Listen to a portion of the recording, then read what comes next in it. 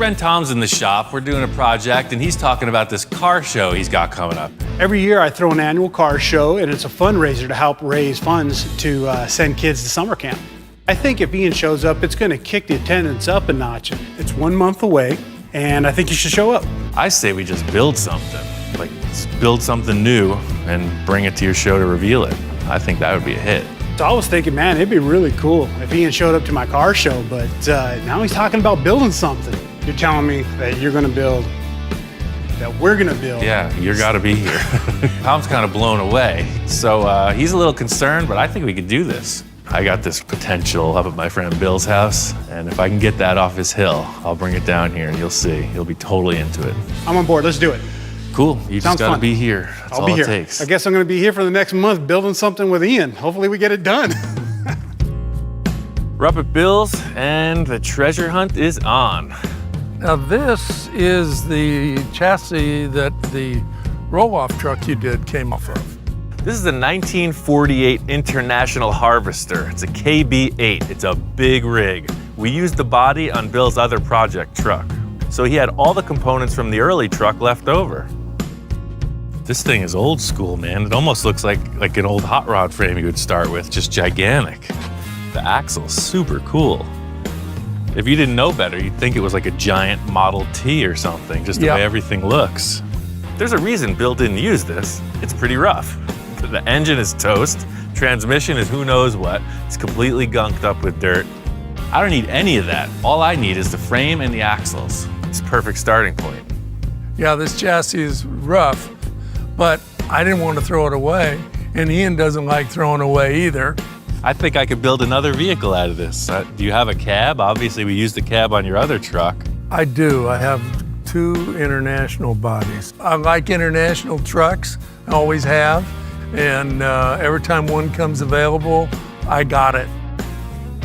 So this is like a 48, it's the same as yours, right? This is a 48. This would have been called a KB5. Yeah, it's smaller. Right. And this is like a 54? I think 53 or 4, something around that era. And this bed was on the back of this red International No, different vehicle altogether. This was off of a 1944 Seagraves fire truck, roadster type fire truck. Crazy. Oh yeah, it's got these handles where they would hold on. Yeah, the fireman would hang on. I doubt whether they're OSHA approved today. Yeah, this is neat. Oh yeah, engine 4. Says it right on it. Well, you know, I have the cab for this still. I don't have any frame. You have the sheet metal? I have the sheet metal roadster cab. Well, never mind these little dinky pickup trucks. Where's the fire engine, man? I'll show you the fire engine. In Bill's endless pile of parts, he's got a fire truck. Holy moly. Yeah, this is what's left of my fire truck. Where do you get something like this? Well, I bought this years ago at an auction, and it was a complete truck at that time. You know, I love the old fire truck because it's a roadster, and it's one of those keeps getting moved back project. I'm never gonna get around to it. This is freaking awesome. This thing is crazy. It looks like a Model T with this cowl, and then an awesome, like for the Model Ts, for the racing cars, they would make a V-butted windshield, and this has already got it. I really need to check this thing out. Pulled it out of the weeds, and it's in very good shape. I know the chassis got the look. And then seeing this body and the bedsides, I'm thinking giant hot rod truck. So I think that this cab is the game changer. Never mind those pickup trucks.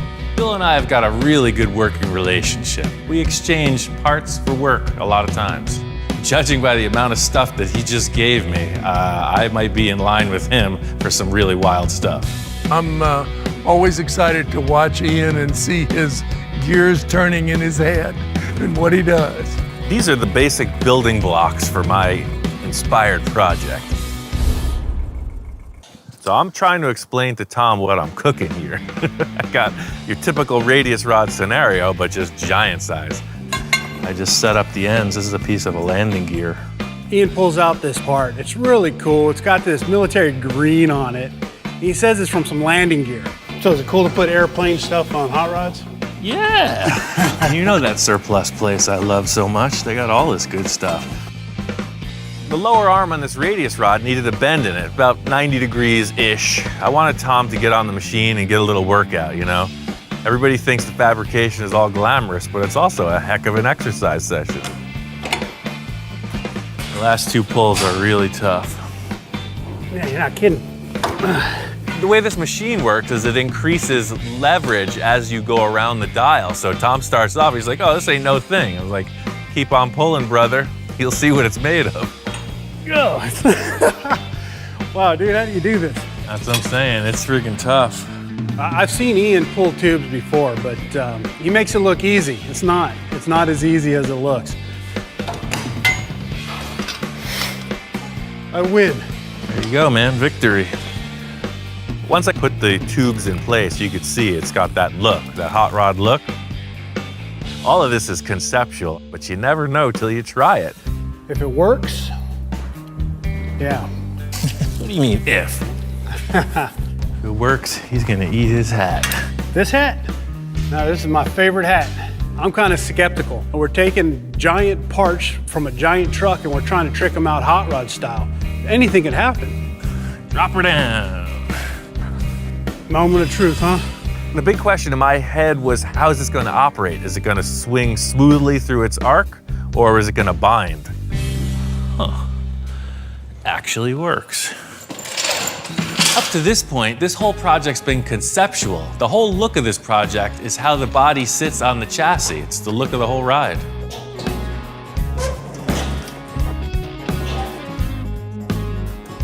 So getting it in place, I could tell right away, and Tom agreed, this thing is way too tall. Look how freaking massive this body is. Yeah, it looks kind of goofy up tall like that. It is, it's way too tall. My initial thought was this was gonna be kind of a highboy style, real old school look on top of the frame rails. As soon as it was in place, I could tell it was not gonna be okay. That's why I wanted to put this body on. It's just way too big. When the whole truck is up in the air, the body looks kind of small, but now it looks massive. That close to the ground, it changes everything. The firewall looks like a freaking tombstone. It's gigantic. I think we gotta channel it. Yeah, there's no question about that. It'll look so much cooler too. Right, I'm talking about a hot rod, and you know the formula, man. Low, big and little tires, then lean. We gotta strip this thing down. It's looking good, but it ain't there yet. Both Tom and I agree, this big box on the back of the cab is not the look we're going for. The first order of business is to chop it off. Channeling means you drop the body down over the frame. It gives the whole vehicle a lower profile. The compromise is the interior room. But I don't care about riding comfort. This is all about the look. We're channeling this sucker. Get it down. I'm just into it, you know. I love this plasma cutter. I'll use it all day long. So I got the shades on, you know, shields are down. I'm in the moment. Tom's yelling. Woo, we got a fire in the fire truck. Fire in the truck. I think he's just into the fire truck. I'm like, yeah. This is these wooden cars, man. Yeah. What are we gonna do about that? Should we call the fire department? Wanna see something cool? First things first is I see this as an opportunity. I mean, if this is a fire truck, I'm gonna do some experimenting. Should put a little bit of gasoline on there for some dramatics. So it really looks like it's on fire. No, this is like fire department stuff. You starve it from oxygen. The theory behind it is if the fire has no oxygen, it will extinguish. So I'm thinking lack of oxygen, carbon dioxide doesn't have any oxygen. Let's try some of that. That didn't work. I guess the velocity of it coming out just made a really better fire. Plan B. So the fire's growing. Ian says, okay, this isn't working. Don't worry about it. I got a fire extinguisher. I hate this thing. Ready for the mess? Whoa, you're out. That didn't work. We just had a fire the other day and I used all the fire extinguisher. Let it burn. I'm done. All the while, the truck's still burning. Tom's gonna go old school on it. So here I am, working on a fire truck, and I think, what would a fireman do? I went and got some water. Everything's solved. You know, Tom, that's why I keep you around. Because I'm a hard thinker? Here I am with all my cockamamie ideas. And you came in with the oldest form of fire prevention I've ever seen. And now we need a mop. We got the fire out, body lowered down, just as we expected, and it looks great. Now you're talking hot rod. That's perfect. What do you think about that, Captain? Is that gonna work? Yeah, man, now it's looking like a hot rod. The thing with getting the body in place is now we can kind of mock up what the wheelbase is gonna be. So in order to do that, we got the engine in place. It's a 454, it's a big block Chevy out of an old 1-ton dually I had. It's a great running powertrain. After that, we mocked up the bedsides. I knew right off the bat that these bedsides were way too long. I had my own vision of what this was gonna be. I also brought Tom on board because I wanted to see what his vision was gonna be. Groovy. I think we're onto something, man. What do you think? I don't know, man. It's too long, it's too boxy. Something's just not right. Something's gotta be done here. You're right, that bed's too long. Do you like the slanted back with the cool detail on the handrail? I like that. You know what? There's got to be a way to keep the coolness of the back and the coolness of the front. The engine 4, right? Right. Got to keep that engine 4 and got to keep those handrails. See that seam right behind the upright? We could cut that handrail right in half. It's already 2 pieces. So we can, look, this comes apart right here. So we could ditch this upright, make a new one, and just cut it somewhere in here and hide it with the tire, hide the seam with the tire. Wait till you see how tall these tires are. Whoa, man, look at those. That's a tire. Yeah. Wow. These are the biggest tires I could find available for the street. They're off of a cement truck. They're just massive, heavy-duty semi-truck tires. I think we nailed the wheelbase. But I think it's time now for some conceptual sketches. Moving around all these parts is starting to get to me. It's heavy. Tom's a graphic designer, and just like I like to take cars and stack parts, he likes to take pictures of cars and manipulate them on Photoshop. At this point, we're still in the theory and design of the rear bed. Tom's gonna go back, come up with some ideas, and I'm just gonna keep on building. My plan for this is to build like a miniature tube chassis just on the back. I got 2-inch round tube, 1/8 wall, DOM, super strong stuff. So I'm gonna create a shape that goes up over the axle, back around and reattaches to the chassis. Bottom line with this design is that I'm gonna have to cut the frame right off. This whole chassis design is really high-tech stuff. I'm kind of doing a little behind-the-scenes action before Tom gets back. He doesn't need to know about this. It's all my brain work. When he comes back, it's gonna lift up, be ready to roll. Hey, hey. Ah, Wow, man, look at that cage. Well, I was really surprised when I came in and saw the airbag set up all done. Ian grabbed the air hose and fed some air to those airbags, and up it went, and he released it, and down it went, and it looked good raised up, and it looked even cooler let loose. Yeah, I really like the way it's sitting, nice and low for something this size. I'm all charged up about my engineering and chassis design, and Tom comes in and he's all charged up about his artistic interpretation. So check this out. That's freaking cool, man. Did a little bit of photo chopping and Yeah, my rendering. I like it. I was thinking like, you know, flat black or something, but you're talking about a fire truck. Well, yeah, but it is a fire truck. Might as well get it. keep that coolness about it. Sure. This fire truck's from 1944, and you know, it's taken decades to build that paint job that's right there. And so I didn't want to mess with that. It looks cool the way it is. Looking at this rendering, I'm like, yes, this is exactly what I want to build. The way he drew it out, it looks perfect. I think the proportions are just right. So what I did was I brought in the bed sides a little bit. Right, I like that. Okay, that way it gives it a little bit of a pickup uphill, Sure. but it's not, you know, too flat down the side. It's still kind of hot rod. Kept the rails on there. I thought those are a nice touch, and added a few little extra characteristics to it to make it, you know, believable it's a fire truck. I get it. Kids dig fire trucks, right? The Right, only thing we'd exactly. need is those hoses. I don't know where the heck we'd get them. That's a cool accessory. Hold on a second. I got something for you. All right. This past weekend, I was at my friend's house, and he's got a really big yard full of really cool old school stuff. Check out what I got for you. You are serious about this fire truck, I then. am. Wow. Tom is all charged up about this. You know, he took the time to take photos and do all these concepts, and he's got the fire hose to prove it. truck. So like your sketch is showing, I'm just hanging right back here, right? That's right. Groovy. When I saw the fire hoses, it really inspired me.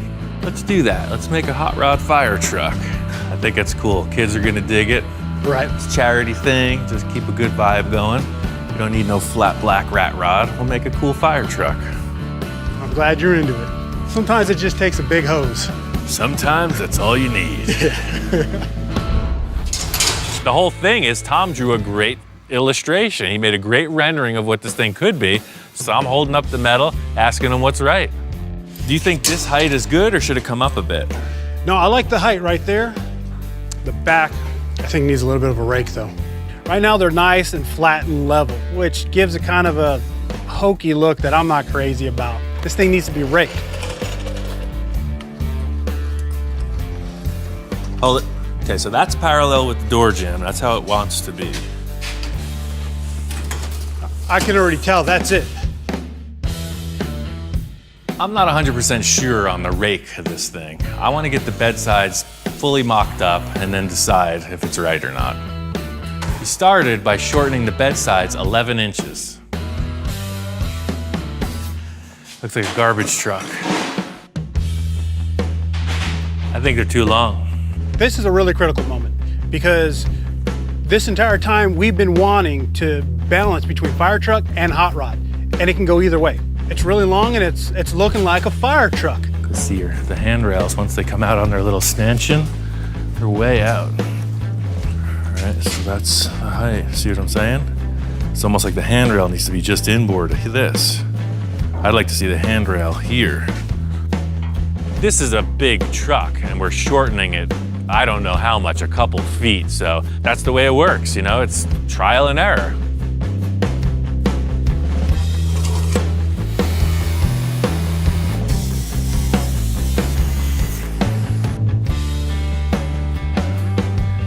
See, man, that's where we're at. That's what I'm talking about. Yeah, then it's just past the tire. Initially, you might think the bed looks a bit too short, but this handrail comes out another 7 or 8 inches.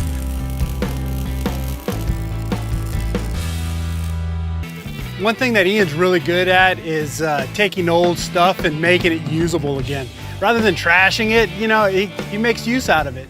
Anybody could go to the metal supply and get these parts. I got it right here. Some old fire truck and some old school bus seat. It's gonna work. There you have it, one full custom seat frame. Well, I've been working, Tom's making his initial cuts on the front grille. It needs to be shorter, so I'm gonna make some marks for him to follow.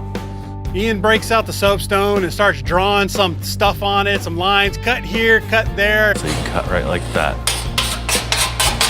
Wait, where do you want me to cut it at? It's kind of confusing me. He's got lines over here, lines over there. They're intersecting. It looks like a map of South Central or something. I'm not sure what's up. This is the I guess, caveman style. You're gonna come in like this, right? You see a guy here, you turn left. You see a guy there. As you're coming around here. Right! You cut that side. I'm sure in Ian's mind, he knew exactly what he was doing. That's why he wrote the lines the way he did. He knew he has a vision. A little scared here. I'm trying to keep up and I'm like, wow, can I do this? It's a tricky thing going on right here. I hope that's what he wanted. I make my first couple cuts. We take it back over to the fire truck to mock it up and see how it's gonna fit. So standing back looking at it, I think the height works. But I think that grill still has to come in. Bring it in behind the axle. Yeah, then it's gonna look like the suicide axle's proper. Just still, proportion-wise, the engine, you're seeing the radiator, right? The engine's just kind of hanging in space. With the grill ahead of the axle, there was plenty of clearance for the suspension to move. But as soon as we wanted to set it back, the axle, the shackles, everything was gonna smash this thing as soon as it hit a bump. So I think the only way we're gonna make this work is to cut like a V shape in the front. I think my lines will make a little more sense this time. You want to cut it or you want me to cut it? I'm letting you cut this. Ian lines it up for some more cuts, and this time I'm like, oh, hang on a sec. It's getting a little bit detailed here. So I hand it back to Ian and say, you cut it. I'm not messing this thing up. It's in your hands again now, pal. I think all this cutting was starting to get to him. He was a little hesitant to go for the radical sectioning. Now he's even more hesitant to go for the V cut, so I'm gonna pull a few tricks for him and help him out. Hopefully we got it right this time. We're running out of grill. Set it up on the truck, and it looks great. Right off the bat, it worked. It's gonna need a little more trimming, but this is the look. Yeah, now look at the line from the bed. It's all facing down. Standing back looking at it, the grill is set back inside the front tires. It looks like a mean machine. The grill of a hot rod's a very important piece. You know, if you mess it up, it's obvious. You know, it's right out there in front. We cut a lot off of it, but it's still looking cool. Tom's got to hit the road. There's a ton of little details to finish up. I got about 2 days to do it. Just gonna make it happen. I made a lot of progress on the truck and got my ace, Jackie Rabbit. She's here doing her clean and paint detail. She's clear coating the body. She's putting on all the fasteners. Everything that looks pretty. While Jackie's handling all this paint and detail, I get to get this exhaust built. Fortunately, my friend Don donated this set of headers. Unfortunately, for me, they're for a small block Chevy, and I got the big. These look like your typical headers from, say, a T-bucket kit car. You know, you see them all over the place in the 60s and 70s, people running these headers that come out, down, and they got exhaust dumps. They are the perfect look, but the one big problem is they don't fit this engine. When you look at the exhaust ports on the head, you can see the outer ones are almost in alignment, but the inner ones you could see are way wider. The first step is to cut off the flanges on the header.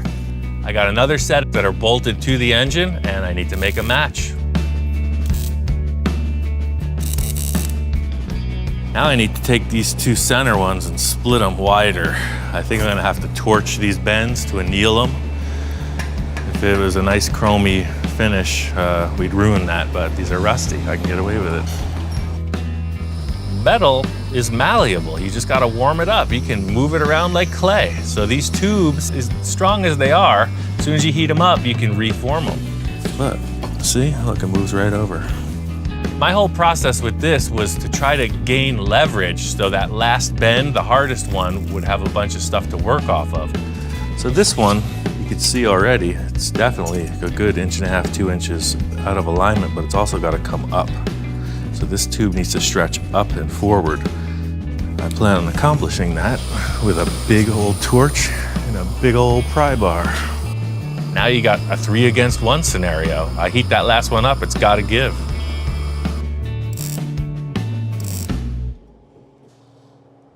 The thing that was bothering me most about this exhaust mod was that you had new material welded right up to old. Aesthetically, this whole truck has to come together as one. If you put one shining, gleaming chrome thing, it kind of outdoes the rest. Hey, move it. You don't know what this could do to a furry animal. Stand back.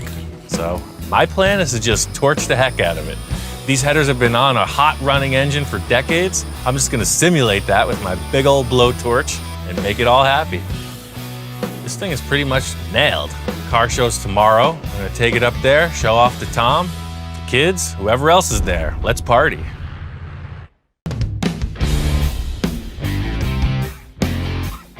My favorite thing about this is the transformation. You saw what was pulled off the hill. Look what's hanging out in the shop right now. Before I take this thing to Tom's car show, I wanted my friend Bill to come in and see the transformation. Hey there. Wow, Ian. Welcome back. I went for it, man. You did. You know, typical Ian, it's amazing. He shortened it, widened it, lowered it, resprung it, resuspension, and it's really amazing, really amazing. You know, when this was sitting on the hill, I was hoping that it wouldn't just sit there. I was hoping it would get back together. Yeah, really the only part I didn't get from you was the engine, the headlights, and the seat. It just looks great. I love the originality of the 1944 Seagraves fire truck. The wood deck and the back step solidifies the fire truck look. All this thing needs is a couple firemen on the back step. Fire hoses are in place, it's ready for action. I got this thing wired up and fired up. It's driving around, I'm ready to take it to the car show. Today, we're here at the CLA 4th Annual Spring Car Show and Fundraiser. We're raising money to help send kids to summer camp. It's a total down-home community thing, lots of cool cars, barbecue, bands, you name it. Tom's put this car show on for a few years and it just keeps getting bigger and better, so to be a part of it and bring a fresh build out, it's super cool, helping out a friend. Tom hadn't seen this thing in a few days, so when I pulled up this morning, he was really excited to check it out. Oh man, I was blown away. It turned out awesome, man. Well, this thing seems to be a crowd pleaser. People are digging this hot rod fire truck. They're loving everything about it. I came out here specifically to see this car. What I like about it is he's not afraid to go with something big and bodacious. When people actually see it in person and get to see the tactile feel and see it roll down the street, but you can't help but to look at it and go, damn, that's awesome. I just think the man's an artist. Just the total coolness of the whole deal. I was pretty blown away. You know, every time I've worked with Ian, I bring something to the table, but I take something home too. I either learn something when it comes to how to build or artistically. It helps me grow as a hot rodder and a car builder myself.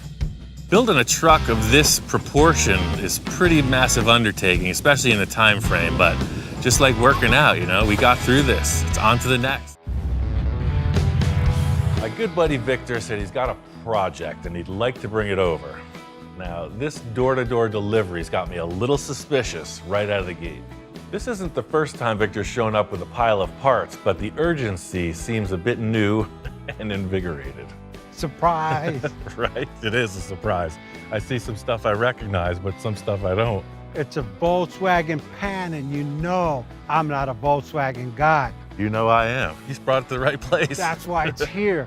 Me and Hector were playing with it a little because I wanted some other kind of roadster or something, but with Ian's touch, you know, the Ed Roth feel and his space junkie vibe. Yes, sir. I said, who better could put this puzzle together and make it look cool?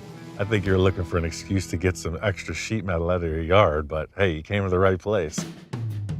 Clearly, the tables have turned. Normally, I'm the one that's pitching all the crazy ideas, you know, cardboard, masking tape, all the envisioning tools. Here it comes. Even in my backyard, the world works in mysterious ways.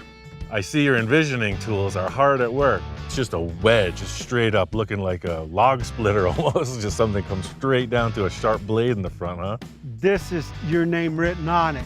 I mocked this up mainly so I could get my space of where the interior was gonna go and that I fit in it. This here, to me, feels right. The rest is whatever you think. I got some extra parts. If you could use them, you use them. Always with Victor's pile of parts, I'm seeing things that I recognize, but he's always got that wild card he throws in. I never know when it's gonna strike. It needs just about everything, but I'm not sure how that metropolitan body translates to this exotic shape you're describing. I think these little Metropolitans are awesome cars. It's just like for customization potential, there's not really a lot going on there, but hey, you gotta start somewhere. Sleep on it, let the stars affect you out here, and you'll feel it. Ladies and gentlemen, he has a dream, and the knucklehead to fall through with it.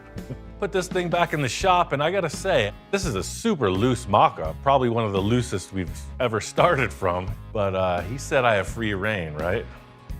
That's what I heard. So I'm gonna do what I think needs to be done. I love the idea of building a concept from nothing. Victor pretty much came in, made a bold statement, and dropped the mic. He's like, that's your job. So we can reference that should we need to. All I've ever wanted to do is just build my own stuff, so Victor's showing me that opportunity. All right, we got this mouse trap out of the way. He's talking about these rims, 22-inch diameter rims on a Volkswagen. Let's just see. Take a moment to digest the possibilities. I'm not 100% feeling those rims. I'm not opposed to big diameter wheels, but something about the stagger, right? You want big in the back, little in the front. That's the hot rod flavor. Looking a little like a roller skate at this point. Victor likes big rims and he cannot lie. Now we're getting somewhere. Helps, we're trying to hide that engine, so we're trying to pack as much material around that as possible. Those rims do just that. Wheelbase is way too short. Close together or far apart or just right. See what I'm saying? Right now, it's got the Mr. Peabody look. It's kind of like really close together. Smaller wheels would appear farther apart. This is the beginning of a delicate dance. Stacking parts, arranging parts, moving them around, and at this point, your guess is as good as mine. See, when I saw the Metropolitan body, I knew I wanted to wedge the front of it down to get it as low as possible, and man, it's got that kind of a wedge shape already. I know the wheelbase is going to be longer. How much longer? I have no clue. As much as I like that tire centered in the fender well, I think the back of the car should move as far forward as possible. Tuck it right to that engine, I think. It's the moment of truth. Weirdo-rama. Oh no. That is kooky. All of a sudden, it looks really, really tall at this point with that fin stuck on there. Let's see if we can make this door hinge and look as low as possible. Supercalifragilisticexpialidocious. Look how big that quarter panel is. Without that tire on, whew, that wasn't gonna work. Aha! There's a tire in there. I can't stand it. First I didn't like the rims, now I'm all goosey. This style rim might win me over after all. Having a body panel next to this wheel, it's like, whoa, wait a second. Yeah, that's hot rod. Proportions everything, and looking at that taillight hanging off the back end, I'm like, ooh, we gotta tighten that up a bit. This is what's gonna sell the back end of the car, in my opinion.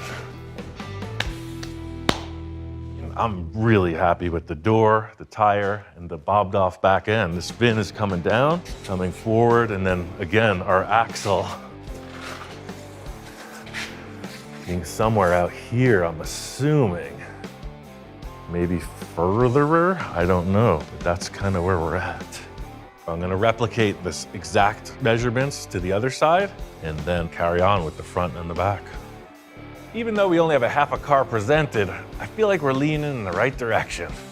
And even if we're not, we're only half wrong, right?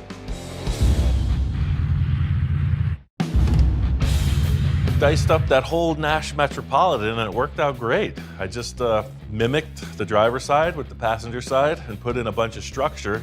I made this cool little curved backrest. You got some representation of what the back of this bucket area that you sit in is.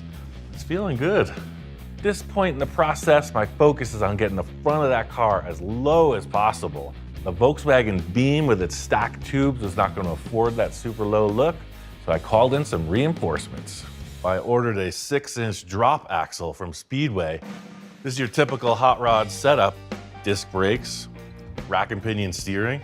It's not a Volkswagen, Victor. We're hiding all that business. When people look at this, they'll be like, wait, something doesn't add up. There's usually a big V8 engine sitting right here. Not this time. Literally, the hood height can be right here. That's super low. Volkswagen and the hot rod, they gotta meet up. I got a plan. It involves some of this. It's from another project, that crazy trike thing. Piece of the leftover chassis, it's super strong. Oh, I gotta get back in the gym. This is envisioning central right here, and look how close this perch is to that body line. I like that. This is what I was seeing when he showed me that wedge silhouette. It's like extremely low in the front. And when I saw it on the VW, I was like, man, it just doesn't work. You got these two shocks coming way up. This is gonna work. I mean, usually we talk about like, oh, waist-high car, knee-high car. Now that's a toy. I think this wheelbase is perfect.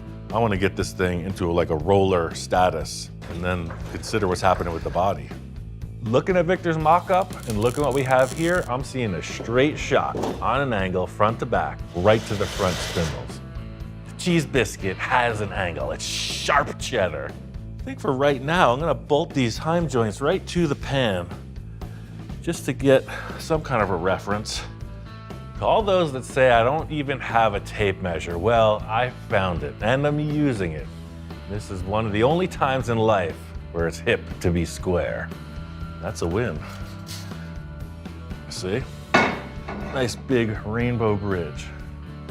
And what does every rainbow have buried inside? Mounting hardware, of course.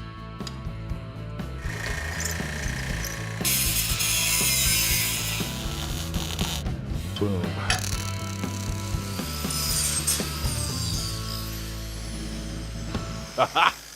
Of course, that structure is going to get a bunch more strength. This was just to get the axle in position so I can set up this sheet metal. So it's all got to kind of come together. So I want to keep the center perch of the chassis super narrow. I think the body's going to be somewhere in here like this, right to there. The way that I'm feeling is not only do we want this wedged down from top to bottom like Victor presented, I want the both sides coming in. I want it more like a chisel point. The look here is pure speed, you know, like the tip of a lightning bolt, right? Fast. That defining rib in the lower portion of the door, I'm gonna try to mimic that. It's 2 blank sheets and then just take a look. So see, that's approximate. Then you can see how it radiuses down from there. Put a little hoo-ha in it. Trim this off. That looks pretty good. That's our gauge. That all started when I was learning to make gutters for houses. You could see that this could easily be turned into a gutter shape. So some people, like the wealthy, they wanted a special shaped gutter. Seriously. So they said, oh, I drew this design, and now how do you do that? That's how I did that. Sometimes it just shows you can work yourself out of the gutter. You could be somebody. So easy to continue stacking until it looks like an overweight mess, right? I've always taken the opposite route and tried to like sharpen it, refine it. A lot of times you end up with a much smaller interior than expected. Looks better already, baby. I hogged both of these cavities open, so it should give us a few more inches. Yep, it's pretty aggressive.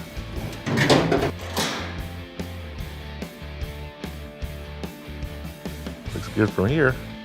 I think the choice to cut this floor pan into a triangle shape was the right one. I mean, looking at it from the nose now, it's got the flow. All the envisioning in a world really doesn't matter at this point. It's all about getting things in line and all the structure in.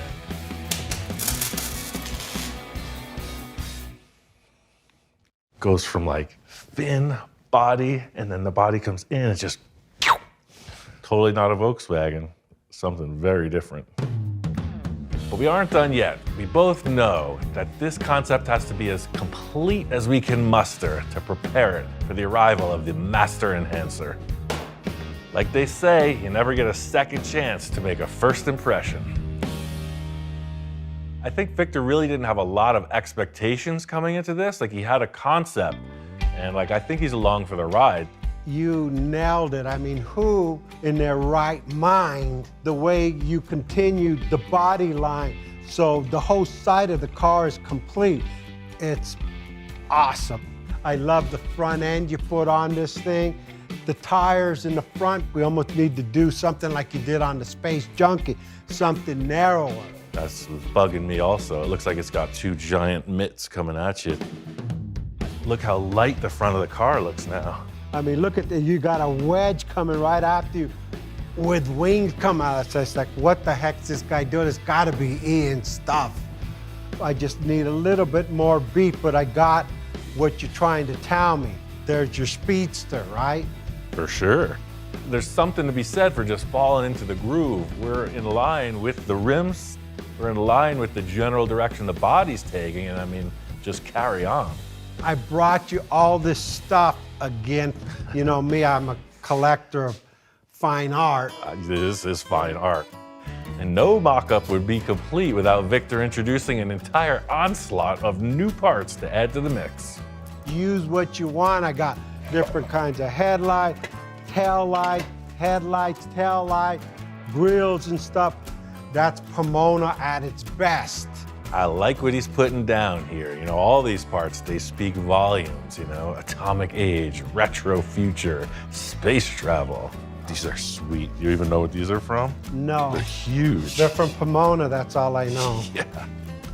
Not one to be completely upstaged by Victor. I'm always collecting stuff too, and I got a few things to throw in the mix as well. Check this out. Wow. War of the Worlds, man. That's my favorite movie. Right? Come on. That'd be some good sunglasses for you. That's cool. Right? Just raise them up maybe 3 or 4 inches. So the car's going so fast, right? You wouldn't be like going into the wind like that. You'd be like squinting, trying to go into the wind. I'm glad you love these headlights because I felt like that was gonna solve it. You can work on the rims, but the issue with the hood, I'm seeing more of a rounded edge like you would see on most 50s cars, you know? Contour in here. I got Zephyr hoods. I bring you one, you cut it to size, and you got your contour. A Lincoln Zephyr hood is really a special part in the hot rod and custom world. You really can't get them. So to throw this in the mix is pretty daring. So you got your VW, you got your Metro, you got your Studebaker, you got your Speedway, and then you got your Zephyr. It's a magic number. And the Edsel. 6. I like how this is stacking up. The parts stash just keeps going and going. I mean, you talk about throwing in the kitchen sink. This is like the 1980s Honda spoiler on the trunk. He leaves nothing out for the trash. It's like some Star Trek lines right there. Actually, it goes better that way. Yeah, you're kind of freaking me out, man. My mind is spinning on this back end now. I got some concepts, but I want to come down to your place and pick up that hood because that, to me, it feels like a solution, the Zephyr hood. Just keep doing what you're doing. Continue on that journey, because I'm with you. This is music to my ears, you know, the synchronicity of ridiculousness. Victor is on track for success. This is exactly where I want it to be. I mean, look at the great shape. It's just, not even triangular anymore. It's just like graceful, like a boat. I mean, Zephyr's a beautiful car. It's a good candidate for our butcher job. I am dying to put the front axle on this just to look, but we're not running those tires. The openings won't allow the radius arms to go in, but I mean, the body shape to me, feeling it. There's still a big issue of missing car on the back of this project. The only thing that's in the way in the back is this fan shroud. I have to work around that, otherwise I could do anything I want. But I want something kind of exotic. The Nash Metropolitan is a very flat, draped piece of sheet metal. 54 Chevy has the same look, just a nice round deck lid. I was thinking maybe about that. I also remembered I had some VW Type 3 deck lids, so I put that on there. And it's like, well, that looks like the back of a car to me. It's got a cool shape to it. I think it needs something more than just that. Like, what does it do? Just go straight down in the back and then a couple taillights? That doesn't look very interesting to me. I want it to look like more exotic, you know? When you look at it from the back, it doesn't look like any other car. I had a lot of consideration about what to do on the back of this, you know? Anything goes, but what do I have on hand? I had another one of these, same unit, right? What if you just put them together like this? Look, they match. That's like the back bumper of a UFO, if I'm not mistaken. This is pure sculpture at this point. That's my favorite thing to do. So it only follows that that's all I think about 24/7, right? Just might work. I love how it's like a super exaggerated roll pan.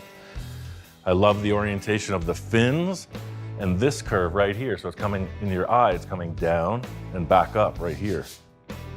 We're talking about the wedge, right? So this is like from here to there.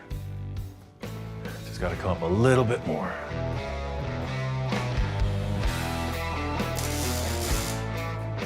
I want this to raise high up enough to access the engine, etc. I want the whole back of the car to open. So I'm gonna come up with a little hinge plan, swinging from the stock mounting location on this deck lid.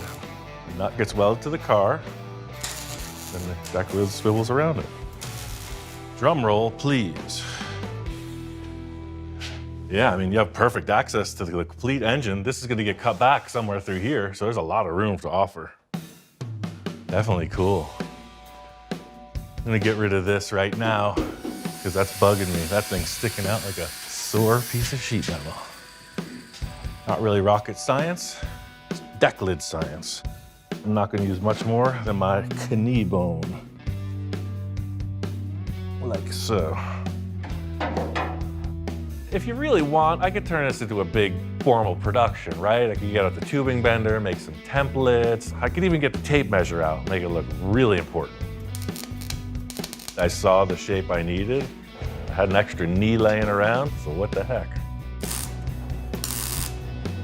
Yeah, the taillights are a pretty big aesthetic in what's happening back here.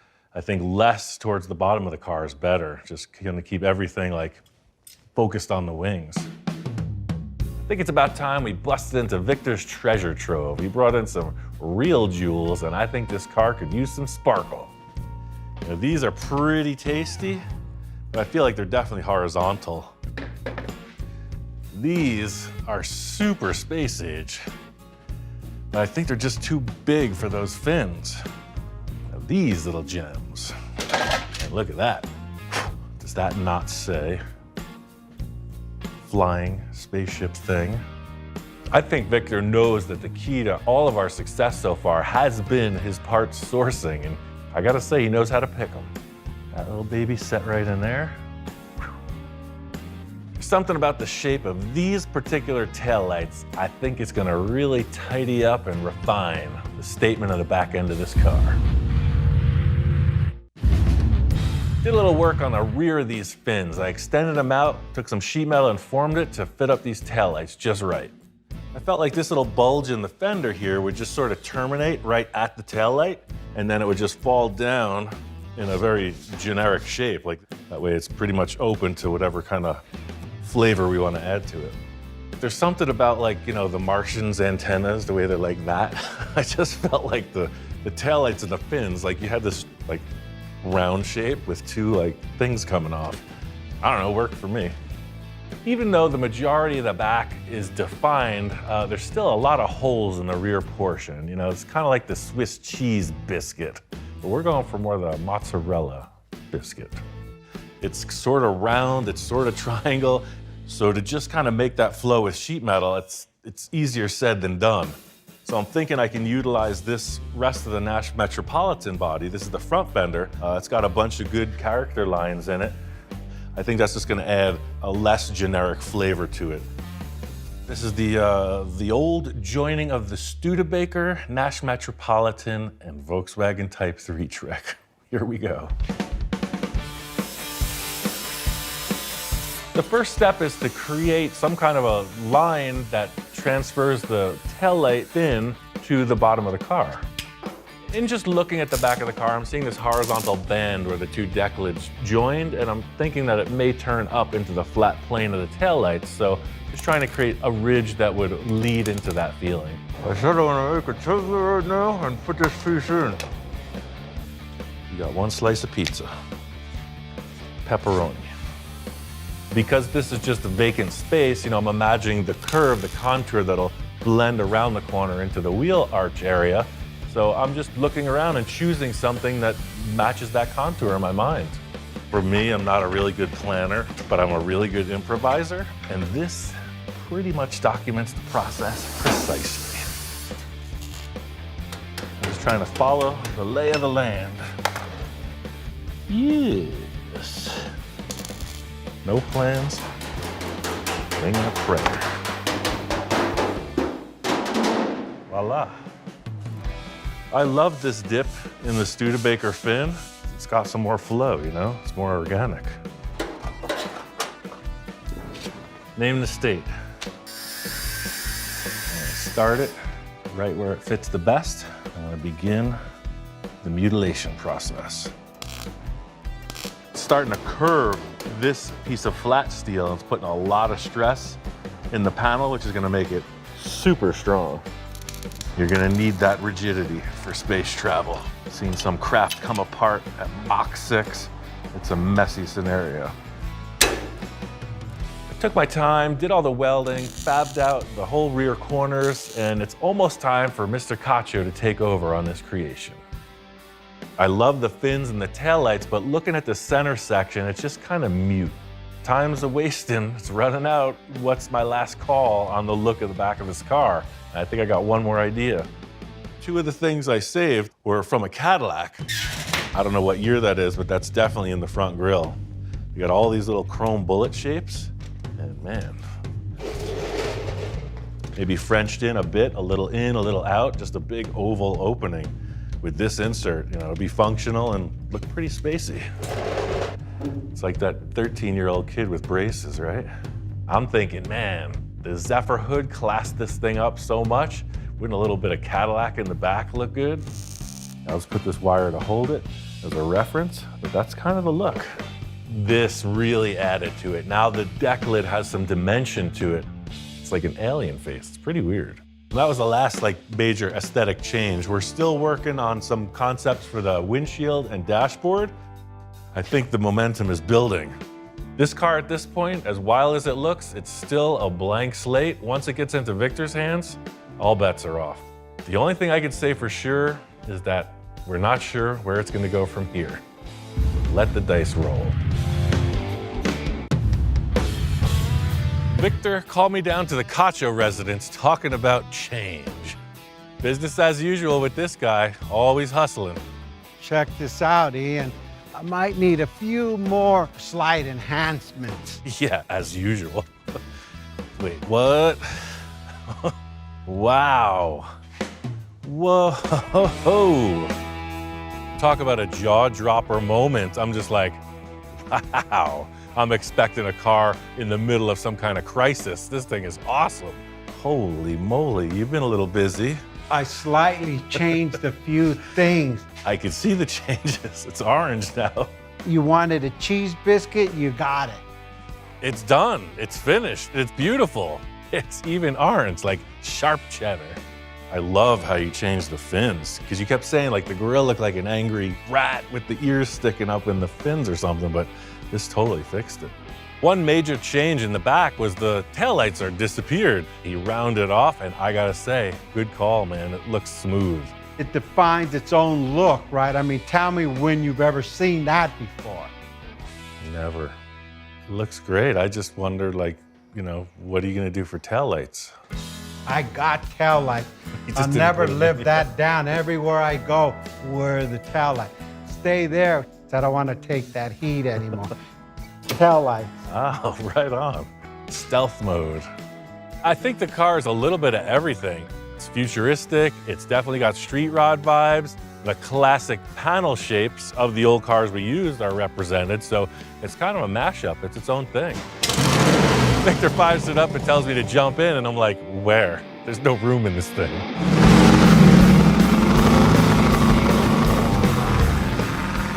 This thing's right out of the garage, so he's like, hey, let's go up to the park, do a few laps, see how it feels, you know, see if the tires are gonna fall off. My first ride in a Roadster just sealed the deal for me. It's like a chopper with 4 wheels, and you got the same vibe in this car. It's very light. The arrangement of the chassis allows a guy 6'2" like me, I can put my legs way up in the front of the car. There's tons of leg room. You're right on the road. It's loud as heck. It's super fun. Out here in the desert, man, anything's possible. That's why I moved out here. You gotta free your mind. Okay. If you know me, you know I have a certain way of working with others and introducing them to the nonsense in my head. Johnny's a good friend and a longtime fraternizer of the crazy.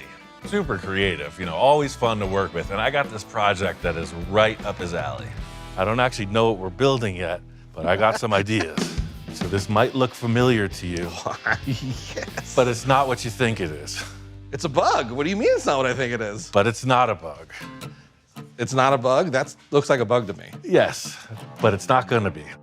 You kind of have a take on things like no one I've ever worked with. You know, you got that unique cartoon brain. So this is just a start. I don't want it to be a bug. I want it to be some cartoon, custom cartoon hot rod. We played twice with Volkswagens, Yeah. and I want it to be a little different. Okay. I want supercalifragilistic expialidocious. That's what I'm looking for this time. Okay. Of course, I have some things in mind, but I don't want to reveal all my cards just yet. I want to get Johnny thinking. We've been around the block a few times. I'm looking for new territory, but it's got to start somewhere. And I know I want this windshield down low. like maxed out. Like when you see this thing coming down the road, you're like, Dang, what is that? or what's wrong with that guy? And I got a bunch of saw blades. Let's get to it.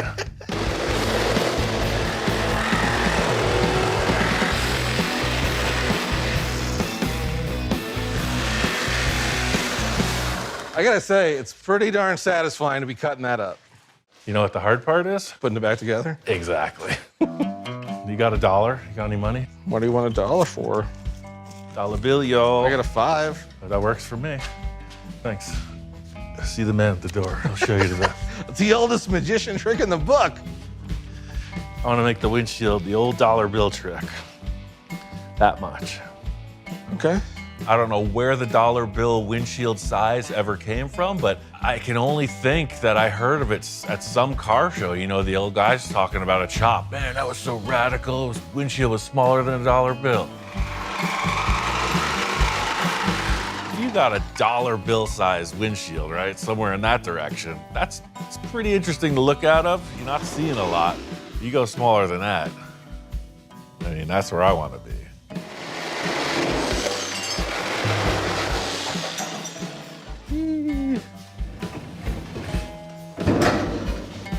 That's pretty substantial chop. That's not messing around. I mean, it looks freaking cool. I think I want to see it with the mystery element, the thing you weren't expecting. Okay, what is that? Aha! What is that? It's a shower stall. Looks like an amusement park ride. I really like to fill my collaborators with confusion and deprive them of the common sense methods of car fabrication. What is this thing again? I don't know, it's out in the desert. It's got like, you know, charisma, right? It could be something. It's a fine piece of fiberglass, is it not? This is the classic thing that Ian does. He'll bring in some weird thing and go, hey, Johnny, what are we doing with this? I'll rotate the top forward. Okay. Part of me was kind of hoping for another bubble. You know, bubbles are cool. That isn't cool, at least from what I can tell. What's with all the chuckling? I'm serious now. No, I'm just saying this is, you know, yeah. What part of this don't you understand? Oh, man. It's either, yeah. Why should I have thought anything else would happen? This is, okay. Let's see, what are we doing? Yeah, baby, yeah. So now sit back and look at this. Does it look like a bug anymore? No. Oh no, soldier down. We're losing Johnny. I better reel him back before we veer too far off course. Here, this might sweeten the deal a little. These are a little bigger than the stock bug rims. Yeah. Those are fatties. I said it before, I said it a million times. There's nothing like the wheel and tire combo to shine that guiding light on any project. Yeah, okay, hold on. Maybe We're stacking parts. It's starting to have a feeling. fenderless, I like the wide tire. Or are we doing fenders? We're 3 steps into this. I already fleeced you for $5. Let's not rush things. Very true, you did. We still got to change everything. Right. But other than that, we're on a pretty good course. Ladies and gentlemen, we've taken the first step in a journey of 1,000 miles. Next stop, Envisioning Central.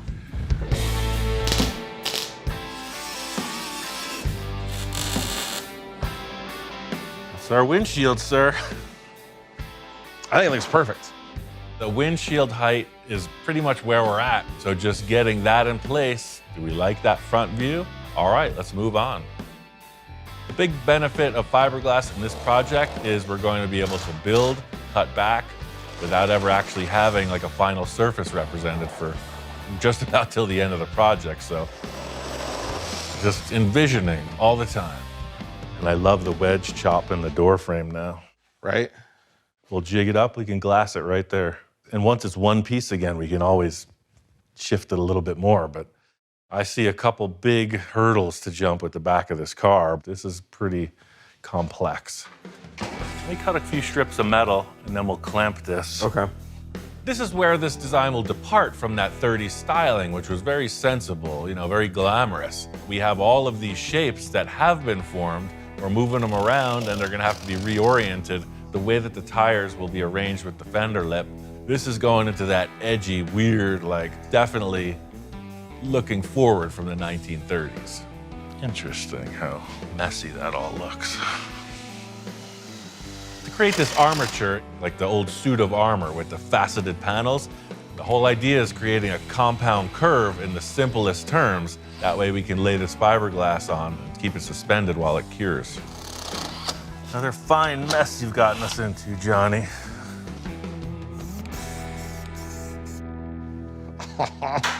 Dude. That is substantial. That's a 6-inch wider fender. When you started doing it, I'm like, what do you, I don't, how's it gonna work? Interesting.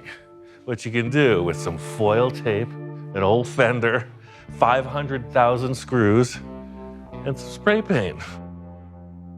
I want to do all the fiberglass in the same realm, you know, the same time period. Let's mock up this front. I got a pretty wild idea for the front, but the flared fenders are definitely a part of it. This whole time, the way we've been looking at this, I'm like, what are we gonna do at the front? What's going on here?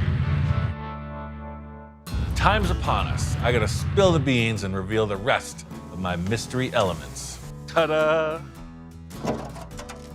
Yeah, that's just Volkswagen. I thought we were getting the Volkswagen out of it. You know that saying where like, how can you find your mind unless you've lost it first? Okay. So how can you build something that's not a Volkswagen without having a Volkswagen first? Now, I know what you're saying. As much of a timeless classic design and just what more could you want out of that VW front end? I want a little different. Check this out. I got these. First piece is from Speedway. Here we finally get a piece of hot rod parts that we're gonna put on this thing. Now we're going where I was hoping we were gonna go. Now, does that look like a PT Cruiser? No. Does it look like a Volkswagen Bug? No. You know, I want this thing to be like total departure from the Bug look. Look how it fits the curve of the VW. It does. I hood. mean, it does have some really cool shaping to it. I mean, this really does. The flow of this really flows with what we've created. The same sedan delivery, it had this hood, which is a totally different style. But I just chopped the top of this off. See, these two, they could be spliced to go together. It could work. This is why I never showed Johnny or talked to him about changing the grill, because I wanted this kind of wake-up call, right? He's like, where is this going? That's what I was looking for. I don't know, Johnny, you tell me. That definitely goes more towards that old sedan delivery look that we kind of captured in the back. Yeah, exactamento. Now she's setting in place. How do you feel about that? We got these fenders, let's splice them in and figure out how it's gonna work. Because right now it does. It looks like a Volkswagen with a grill stuffed on the front. Right. And I ain't got time for that. The more we cut out of it, the cooler it starts to look. Both of these can just kind of be like masked right on there for now. All right. There's the beauty of all this customization is stuff is happening organically on its own that's showing up. What if there were no headlights? Like just close your eyes and imagine. I like that idea. I don't know, just seeing those shapes wrapped around. What if those big, graceful, curving fenders, like, were just, you didn't even have those headlight eyebrows. Yeah.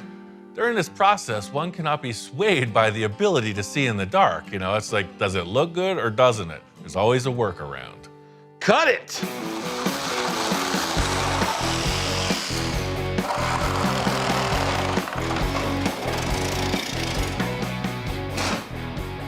Section A, where to flow with segment B. Wow, that's interesting. Yeah, I'm totally down with no headlights. I'm like, yeah, eliminate all the headlights. No headlamps whatsoever. Here, open this. And then he hands me headlights. Look at that gem. We can go multiple directions with this headlight situation. We're just gonna keep it on and see what happens.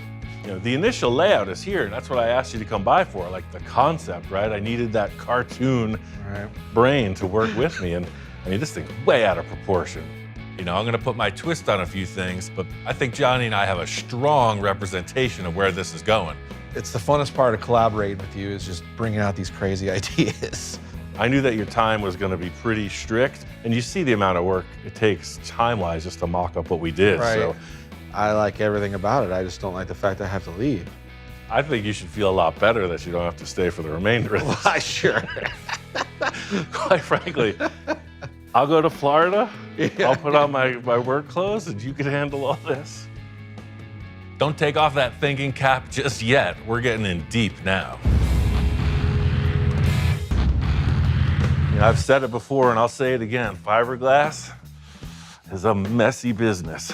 Working on our concepts, it starts with this, you know, steel strip mock-up structure. Start adding fiberglass, then go right into this heavy kitty hair, they call it, body filler. It's a long procedure. If you've done body work, you know it. Love this gigantic grill. It's a pretty radical design. I don't know if anybody else sees it, but I could see something, and I like it. There's two things that are really bugging me, and did I say bugging me? There's two things that are bothering me. There's no bug in this project. To me, these two bulges, you know, it's showing the VW hood. I think the next thing to do is get out the old saw and do some work. The VW is this bulbous hood coming down, and the Ford is very straightforward going into the grille. So this area where the VW meets the Ford, it's all gonna get cut out. So there's your problem right there. I think I'm going right for the cut on both sides. As if I didn't have enough sanding to do. You can just see what it's got to do. See that? Matches this curve, and that's going to roll right in.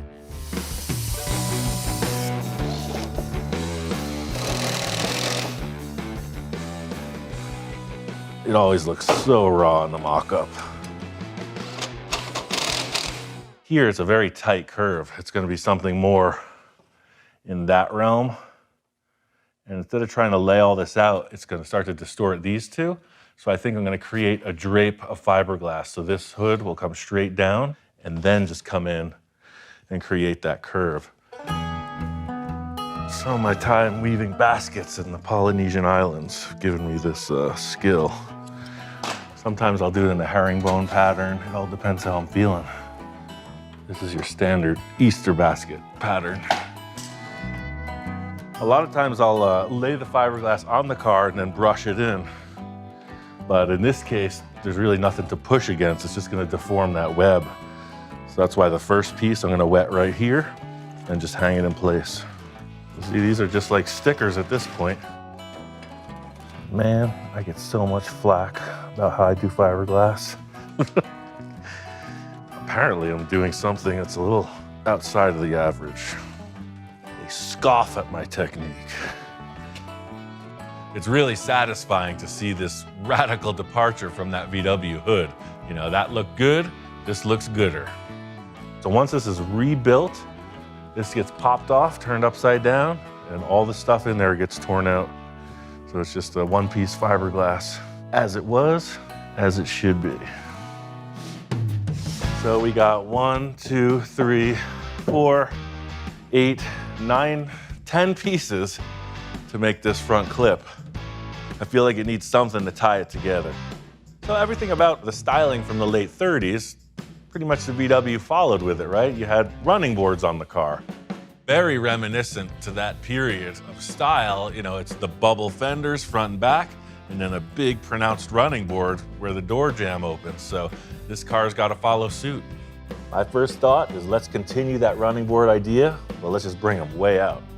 I don't want it to be a hard bend. I want it to radius down. So it has that same kind of waterfall effect as the rest of the car, down, down. The challenge here is to keep this graceful, curvy flow through the whole design of the car. It's the story of my life. I want an end result, and I can't get there without just figuring it out. So nothing like some old school metal forming. Whatever it takes, by all means necessary. Try something. Told you it's got some force. Back in 3rd grade when I used to cut school, they used this thing and taught me a lesson. I like that.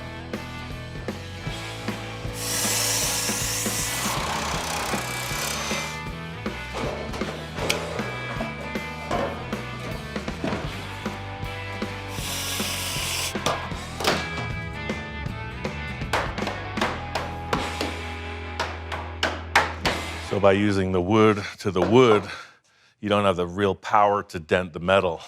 Just goes to show you, sometimes those third grade punishments pay off. Now we're getting somewheres. I mean, look at the dimension now when you're looking at it. It's got dementia. Hey, sometimes you just luck out. This is exactly what I was envisioning. So fiberglass doesn't bond to steel very well. So usually what I do is I'll drill these holes through here, scuff it up really good. I'll laminate to it, and then later on the underside, bond it like that, almost like a plug weld. I don't even know if this works, but you can consider it another tip from Honest Ian's fiberglass service. I like the nostalgia. I like the fact that Ed Roth built a lot of cars like this. And again, that's the real beauty of this stuff. It's not rocket science. You can try this at home. These running boards really tied both sides together. The front to the rear, they got the same thing now. There's really something that I'm considering. It's kind of a big deal. It could be the make it or break it moment for this project. Been making some progress, you know, the filling out of the running board area under the doors totally works. Johnny and I were talking about the chop top on this. We laid that roof panel in place and it was all kind of up in the back. I brought it down a few inches. And that level, you know, it looked better. So I started to get into that door frame and I slanted the B-pillar. You know, it has that type of Merc lead sled feel to it. I went that route and really just started thinking, you know, in the look of it, like, could it be different? Could it be better? Is this really what I'm building? A station wagon? One thing I really love is I'm not afraid to change my mind about things. This is the way I roll. Like, no matter how deep you get, I'm always open to it. Like, well, what if, you know? I had to take the fiberglass roof cap off to do all this structure. It's way easier to reach in and do the welding and whatnot. Man, when I took the fiberglass roof off, it was a whole different car. I looked at the car and I was like, that thing looks fast. It looks so different. That big shape up here was not doing anything for the car. Look at this, like coupe roof. You know, it's almost like a Zephyr where it comes up and then bubbles up again. I forgot that I left the rear window frames in place. And when I looked at that with the slanted B-pillar, I was kind of knocked out. I wasn't expecting it. One thing I know is you can always go backwards on things, right? I just got this itch that needs scratching. The van roof, the wagon thing, it looks pretty cool, but what if? I had this idea, a revelation. This is a Dodge. I think it's about a 37, 38, 39, I don't know. And when I saw it, of course, I fell in love with this, you know, the giant sloping back. They're always my favorite body styles. I love this split window. It's a pretty unique vehicle. I don't want to do measuring. I don't want to do thinking about nothing. I want to cut this apart, place it on that bug. Maybe it'll work, maybe it won't. Either way, if it doesn't fit that car, this car is on its way to a fresh chop top. It's a win-win. You might not believe me when I say I don't take a lot of measurements, but I don't really take a lot of measurements. That's how I roll. It's crazy how a car this big looks all structure, like a battleship, but it's just flimsy sheet metal in these elaborate arched shapes. Look at that thing. Ooh, it looks like a ghost ship.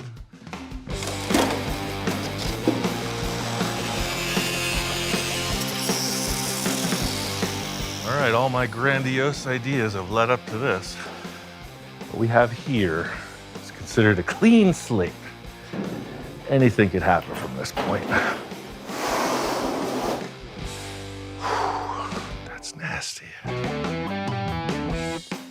That's just looking for trouble, this car. Holy guacamole. I think the Dodge designers had some inspiration from them VW designers. It's a match. A little of this, a little of that. I mean, look at this, right? Bang. Talk about a natural. Do you see the way that this convoluted brain works? Now, can you finally understand why I can't sleep at night? This came out way cleaner than I ever thought it would. Literal shot in the dark, right? It's a perfect fit. I gotta tell you, this Dodge roof was a pretty solid donor. After all the trimming and fitting and everything, you can see, look at this contour. You know, it's still just very roughly tacked in place. You really notice it with the chop now. See this hard kind of transition? The VW dome comes up. It's a lot more in this area. This broad, flat plane really adds to the chopped look of the whole thing. Next step is making that connection between the back windows and the roof skin to the deck lid. Got a good start on it, just got to connect the dots. I've been using this same process of these strips through the whole project, and it works pretty well for this part of it too, even though this is all steel and getting welded together. To create this in one piece of steel will be pretty complex without a buck or anything to work off of, so using these strips, it allows me to create this flowing surface from this very flat glass into the deck lid, but then blend down so you have that waterfall effect that you see on all the Art Deco cars, you know. This roof swap might have been way late in the game, but I think it's much better for it. I just don't want to hear a bunch of PT Cruiser jokes. That's what it comes down to. So we got this as well. This is the original VW vent. It already makes the sound like it belongs there. Sometimes offering up different parts doesn't really flow with the project per se. Custom might not always be the best answer. Reimagining some of the factory stampings kind of helps it flow a bit better. Decisions. See, these are flat, right? So it's like, if I put louvers there, it's gonna mess with the overall flow of that line, guaranteed. You got that when you want. What if it was up here?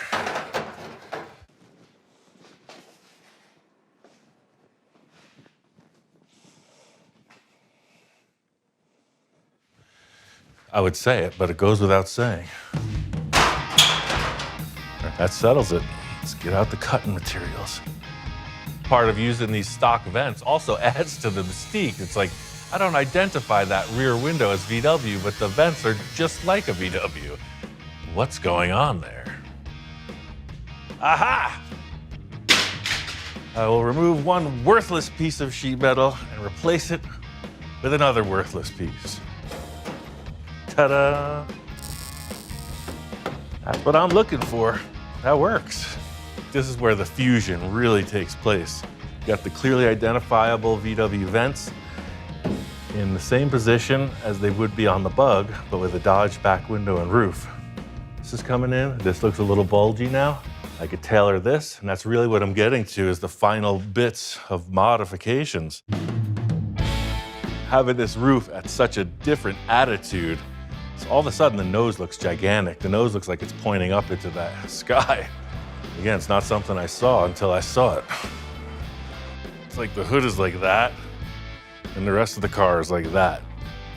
It needs to be a happy medium.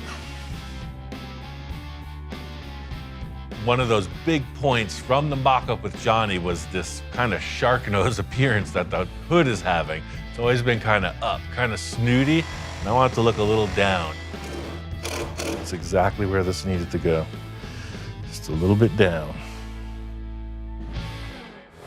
This project's been a good example of the adaptability of fiberglass forming. Aha! We literally threw the kitchen sink and a bunch of other stuff at it and, you know, glued it all together to a refined finish. With everything pulled out from underneath, no one else will know what happened, except you and I. Pretty much it. I think I'll just do a little fill-in and undercoat these. Once I got the underneath cleaned out, I got the exterior refined, and this thing's looking like a whole different specimen. This is the point I was trying to get to. All that thought, the radical change from the station wagon to this, I am stoked. I think this typifies like my style, right? It's cartoony, it looks like a big toy. Got these radical proportions. I mean, dare I say, it's got a bit of a street rod feel to it, you know? It's all smooth, there's no fender welt, it's all blended together, there's no drip rails. It looks like a big plastic car. It is a big plastic car, who am I kidding? It's low, it's nose down. It's almost not a Volkswagen. The hardest part with this entire project was right in here. You can see how flat the Dodge roof gets. I needed this to bunch up so that the engine fit in there. So I came up with this kind of panel. It kind of goes down and then you see the trunk lid area. But I wanted this impossible kind of wedge-shaped rear. The case of these rear vents is a clear example of kind of winging it. When you change one thing, you change everything. So you got to adapt as you go. Hot rods are a purely American thing. They started with early Fords mostly, 20s and 30s Fords. As I understand, GIs came home from World War II and they wanted to go fast. These were made from cheap cars that were just sitting around, just waiting to be hot rodded. The primary reason these cars were modified was to go fast. The looks just kind of followed the function. Chop top, for instance, was to streamline the car. These cars had big, tall, square roofs. So the chop top came about from hot rodding. The big draw to these cars is that they're just a blast to drive. They're lightweight, big horsepower. It's just a pretty gnarly experience. These cars are really desirable. They're making fiberglass reproductions, all steel reproductions. So to find an original surviving all metal body, that's the best starting point. Ian and I have been friends for a while. We've worked on several projects together. He gets excited coming over here to see all the projects that I have. I like things a little more simple, and Ian's way more creative. This is like ideal hot rod material. It's a little bit too far gone if you needed to restore it. All the mechanical parts are junk, but for a hot rod, this body is really good. For the show coming up, I just want to go see what's around, get some inspiration, and start this new project. The Ventura Nationals has gone through a couple different transitions. It used to be called the Primer Nationals, but the primered cars have evolved into, like, you'll see, full custom blowout. This show is happening.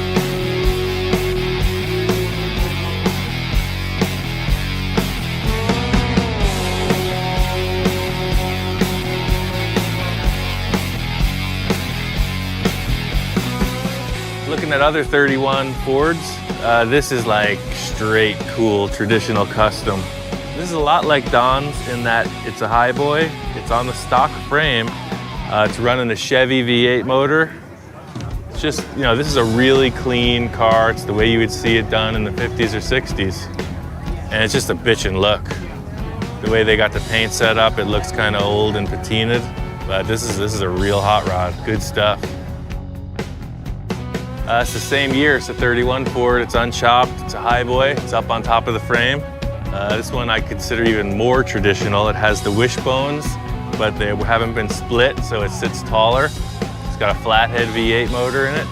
It's totally legit hot rod. It's the real deal. The exhaust on this car is bitchin'. I really like it. It makes a mess, but it looks awesome. Seems like everything with hot rods has been done. I'm always trying to break new ground, but I see these traditional cars that are pretty mellow and they're damn nice. Kinda on the fence. I know where I want to go, but sometimes you just gotta hold back. We really started this project about a year ago. I built a whole frame for it and we haven't done anything since. I made a whole front clip look like a stock car. That's when the debate really started. I wanted to lengthen it out about 8 inches just so we'd have more room in the cab of the car. I'm trying to build it as comfortable as I can.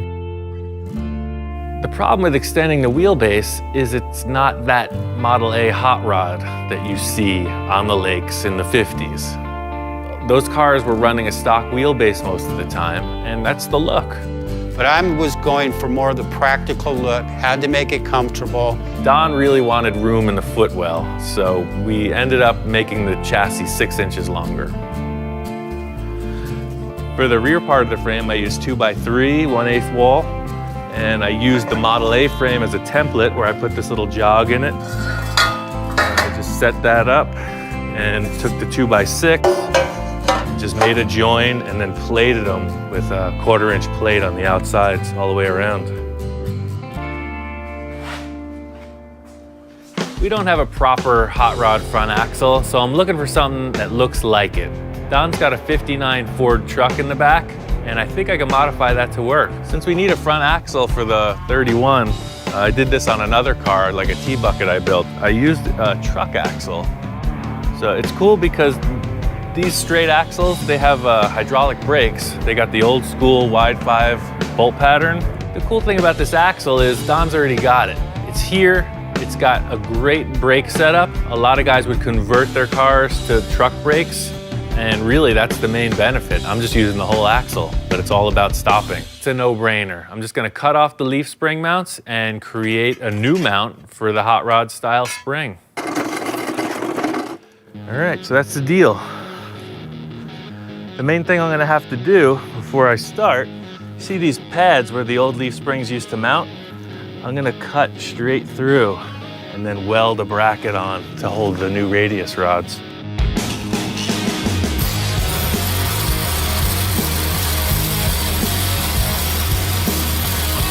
I'm cutting off the brackets that held the parallel leaf springs. That's the way the '59 truck was set up, but I want a transverse leaf spring. I'm making new mounts to hold this new style spring. It's pretty straight ahead, it's just gotta be really strong. I'm making the setup so that it holds the radius rods and the spring. So it's really just a bunch of 1/4-inch plate. It's basically just a big steel gusset structure that locates the axle. That's all. That's what I do, man. Just using what's available. Anybody can get in the catalog and pick a number, but I'm making it.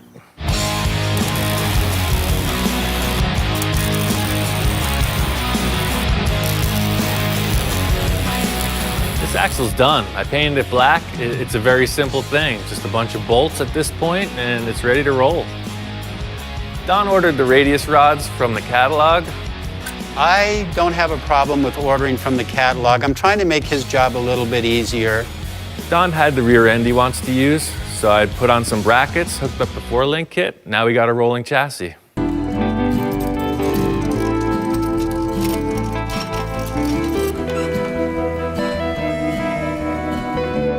This body is 80, 90, whatever years old. It's super old. We had to take it and do a bunch of work underneath. We got replacement wheel arches, a couple replacement quarters, and it's really just cut and weld. Body work, sand, sand, sand.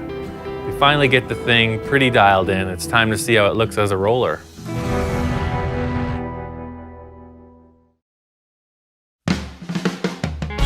Don's got the treasure. He's got this Chevy truck steering box, but it ain't gonna work. The stock truck steering box is just one long rod. It's a straight shot from the steering wheel to the box. The Model A is way smaller, so we gotta bend it a bit. Took the steering shaft, cut it a few times, put in 2 universal joints and a couple mounts. There you have it. It's a bent steering rod and it works perfect. The whole deal is getting the steering wheel in a comfortable position to drive. The steering box is pretty far off from where it would have been in the stock location.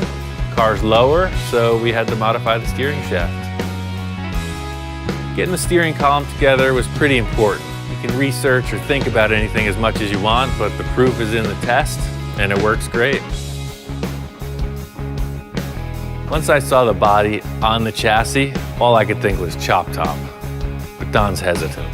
This car is an all original, it's an all steel car. I would like to keep it looking as much like an original car as I can. That's why I'm really dragging my feet on chopping the top on this one. In the end, Don's looking for a comfortable driving car, so no chop top. I'm just trying to help Don build his car.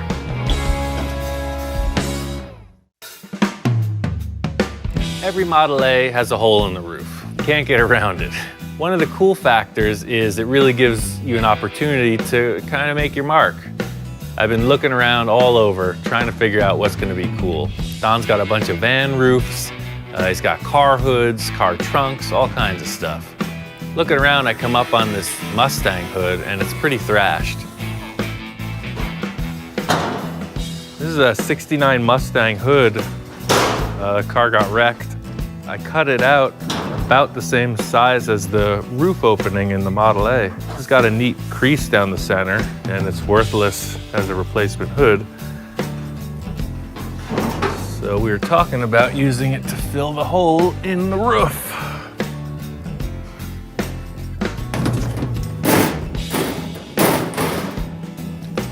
The contour fits. And it's got this cool little detail in the roof. The selling point to me was the ridge in the hood. The ridge in the hood immediately made me think of a 50s trick where they would put these little air vents in the roof of the car. So that's really what I was hoping to do. I mean, I already had this thing built in my head. This is a huge sheet metal panel, and I don't want to warp it. There's a million ways to jig it up, but I found that tech screws, just screwing it down every few inches, works perfect. So that's the plan. Just screw it down. We'll come back and fill up the holes later with weld. Pretty much it. We'll just weld this on. It's going to take a long time to make all the tack welds. It's about 16 linear feet of welding, so stand by. It's all screwed together and there's no warps or kinks, so it's going to be a slow welding process, round and round for hours. It takes so long to spot weld a big panel like this. I mean, your thoughts can go anywhere, but mostly for me, it's like the sound of a long, empty hallway with a slight breeze coming through it. It's just nothing. You can't think too much when you're doing this or you go crazy. It takes a long time. The satisfaction comes in the end result, because a lot of guys will want to work through it too fast, and I know what happens. I've been there. So really, I've trained myself to just slow down time. Just take your time and do it right. It's not that hard to weld this on correctly. The whole deal is not heating it up. And if you do heat it up, you got to know how to recover from it. And that's really where the hammer welding comes in. Each time the weld cools down, it shrinks a bit. So nothing's perfect. Some spot welds will be hotter than others. So if you find that it's starting to oil can on you, it gets out of shape, you got to hammer it back before you do the next weld. It's really just keeping the metal under control. It's just a slow process. You got to do it right. Once the welding's all done, you just grind it out. It's the same deal that you don't want to heat it up because you can warp it when you're grinding it. So you got to know where you're going. Just take your time and get it right. When I'm grinding it, I'm just making sure I don't heat it up. I try to keep the edge of the disc on the weld. Never hit the sheet metal. It's really just, you got to pay attention. Last part of the equation is the Bondo. Mix it up, fill it, go on to primer. The whole purpose of the Bondo is to level the surface. So you mix it up, spread it, cut it back real fast. Get as much of the material off as possible because you want the paint to be as close to the metal as possible. The whole idea with Bondo is using as little as possible. So I like to work fast. I found that I can use this big old saw blade and it's like 10 grit sandpaper. So if you use it right, it goes really quick. You just sling off the high spots real fast, just go to 36 grit after that.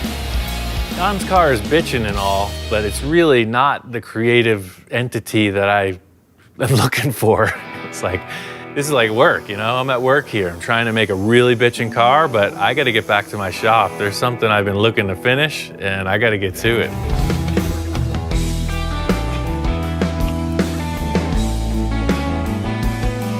The whole idea with this being on airbags is it's gotta function. It's gotta move up and down pretty quickly. It's gotta look cool and be strong. Everything seems to be working, but you never know what could go wrong. I mean, this is a raw chassis. Everything seems to be operating, but I'll never know until I get the thing assembled, so we'll see. Spent a bunch of time getting some stuff done on my car, and that's cool. But really, I love to finish projects. Don's car is so close, it's good to get back here. I'm really looking forward to driving the thing. It's great to have Ian back. While he was gone, I was finishing up on running the brake lines, the fuel lines, some of the electrical that's going into the car. And now that he's here, now we can get down to business on getting that thing closer to being fired up. Mechanically, Don's got down on all the hoses, wires, brake lines, emergency brake cable. Everything mechanical is complete. Bolting in the drive shaft and modifying the rear forelink are the last two things, and mechanically, it's there. Cool factor times 10. We got some Coker tires installed some radial white walls, 165s in the front, 235s in the back. It's got the classic big and little hot rod look. The diameter of the rear tires looks great. The frame has got the proportions I like. You gotta see it with the body on. That's what makes it all together. That's what makes it count.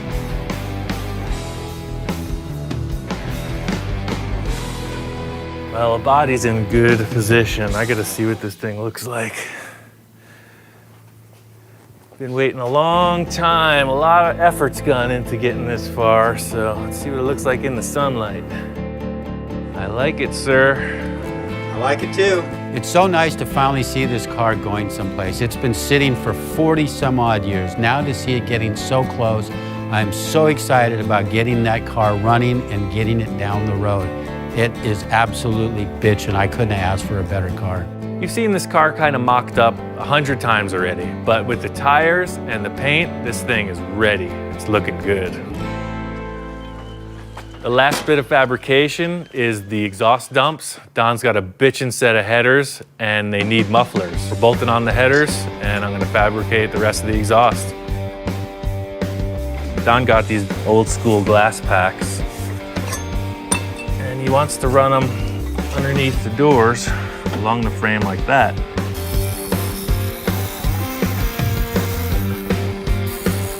Took a whole bunch of cut and welds, but it actually gave it a better shape in the end. I trimmed it back until it has this like flowing rearward, kind of a mellow curvature. It looks good.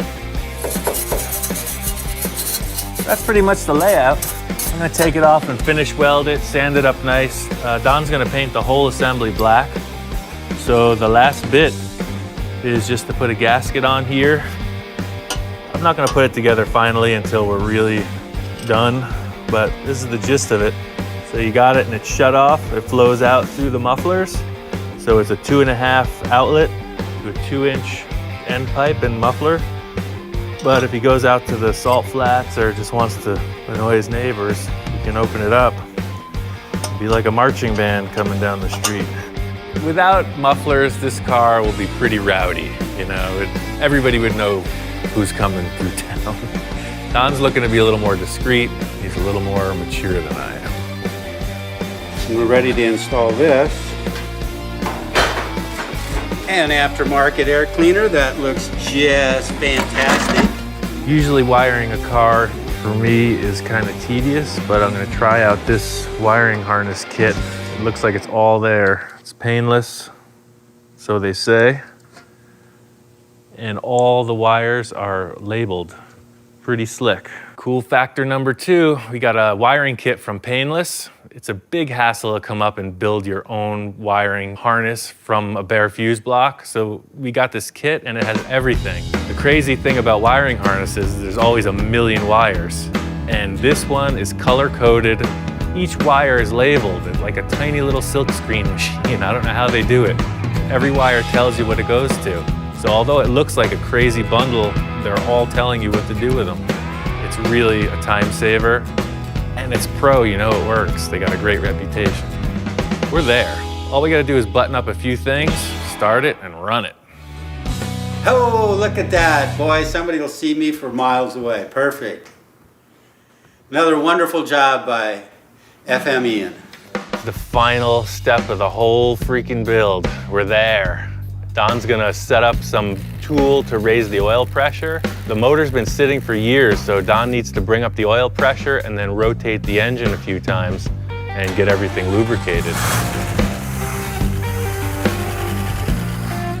I'm pretty stoked. Don turned the key and the thing popped right off. It fired right away.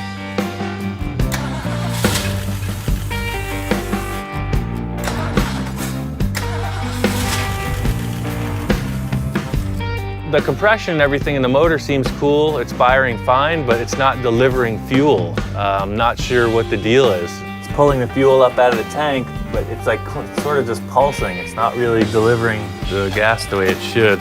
For some reason, the gas isn't getting to the engine. Don's gonna set up something with a fuel pump or whatever, but I gotta take off. I gotta pick up a car and deliver it to another client. So I'm gonna come back in about an hour. Should wrap this up and we're gonna run this thing. We're ready to rock. I'd say a significant event occurred in my absence.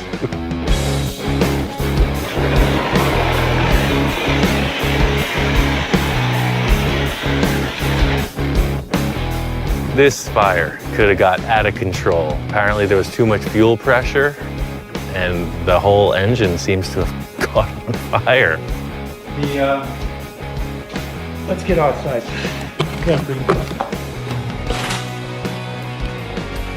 What happened was the seat in the carburetor stuck open.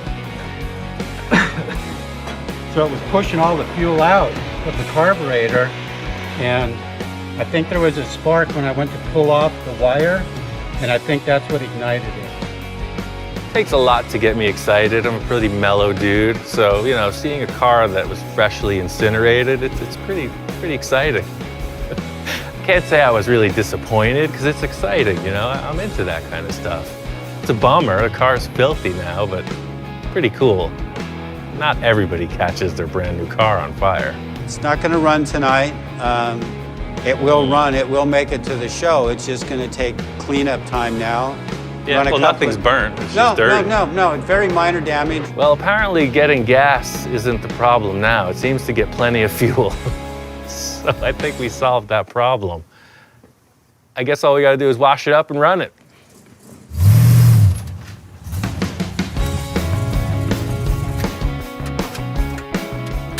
It's running, it's ready to go. We're going to the show. Well, had to clean up the mess after the fire, and that was a little challenging, but we got all the powder off of the car. Have not fixed one burnt wire yet, but that'll get fixed later on, and adjusted the timing on it, and it's good to go. I'm really happy with the way this whole build went because the car is easy to get in and out of.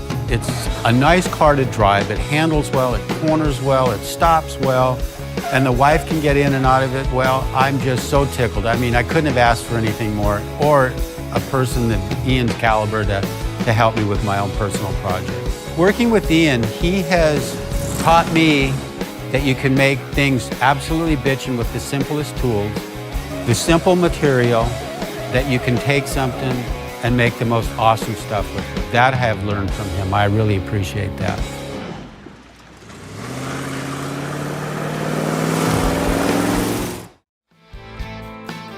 I'm bringing in my friend Johnny to collaborate on another project. Hey, howdy. What's up, man? The past projects Johnny and I have collaborated on are pure show car. You know, just these wild concept vehicles, and they came out awesome. One was called the Johnny 5. It's just a mutant front engine VW pickup. And another one called the Space Junkie. We're always trying to raise the bar, so it's set fairly high on the last collaboration. Under that tarp could be this wild creation that's already been done. It's already this amazing killer custom car that we're gonna now take apart and recreate, or it could just be a pile of 2 or 3 parts, and I'm just ready to see what's under the tarp. My whole thing is get the artist in the house, no preconceptions. I like to bring the shock and awe factor. Okay. Yikes. It's a little funky, right? This is like a 1970s. It's called a Kellison Sandpiper. So it's a pickup truck dune buggy. It looks like this, but what it is isn't what it appears. We just have to one-up everything we've done so far. Johnny and I have been down this road before. You know, last time we started, it was like, whoa, this is incredible. You know, this time it's maybe not that much. As it sits now, it's not the eye-popping show car you read about, but I can envision it. This has got potential. There's something here.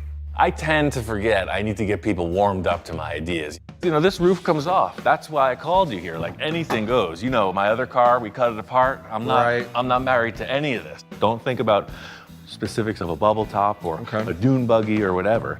So you're not necessarily married to the classic dune buggy thing? Okay. No, that's the thing. Full custom show car. My whole goal with this is like a nice finished, high quality vehicle. I was telling Johnny, dune buggy isn't the key word here, it's show car. That's the end result. I did all the mechanical stuff, so it's basically a driving car as is if I put the engine in, and I stalled on it because I want to make something crazy. Okay. Something like no one's ever seen. It's not a dune buggy. Still keeping it rear engine, I'm assuming? It's going to be rear engine for sure. Anything goes back there. And as far as the wheelbase is set. So in my head, you know, I'm thinking to myself, man, there's not much here. What could I even bring to this? You know, that kind of thing. So I'm really gonna have to push the limits of my abilities.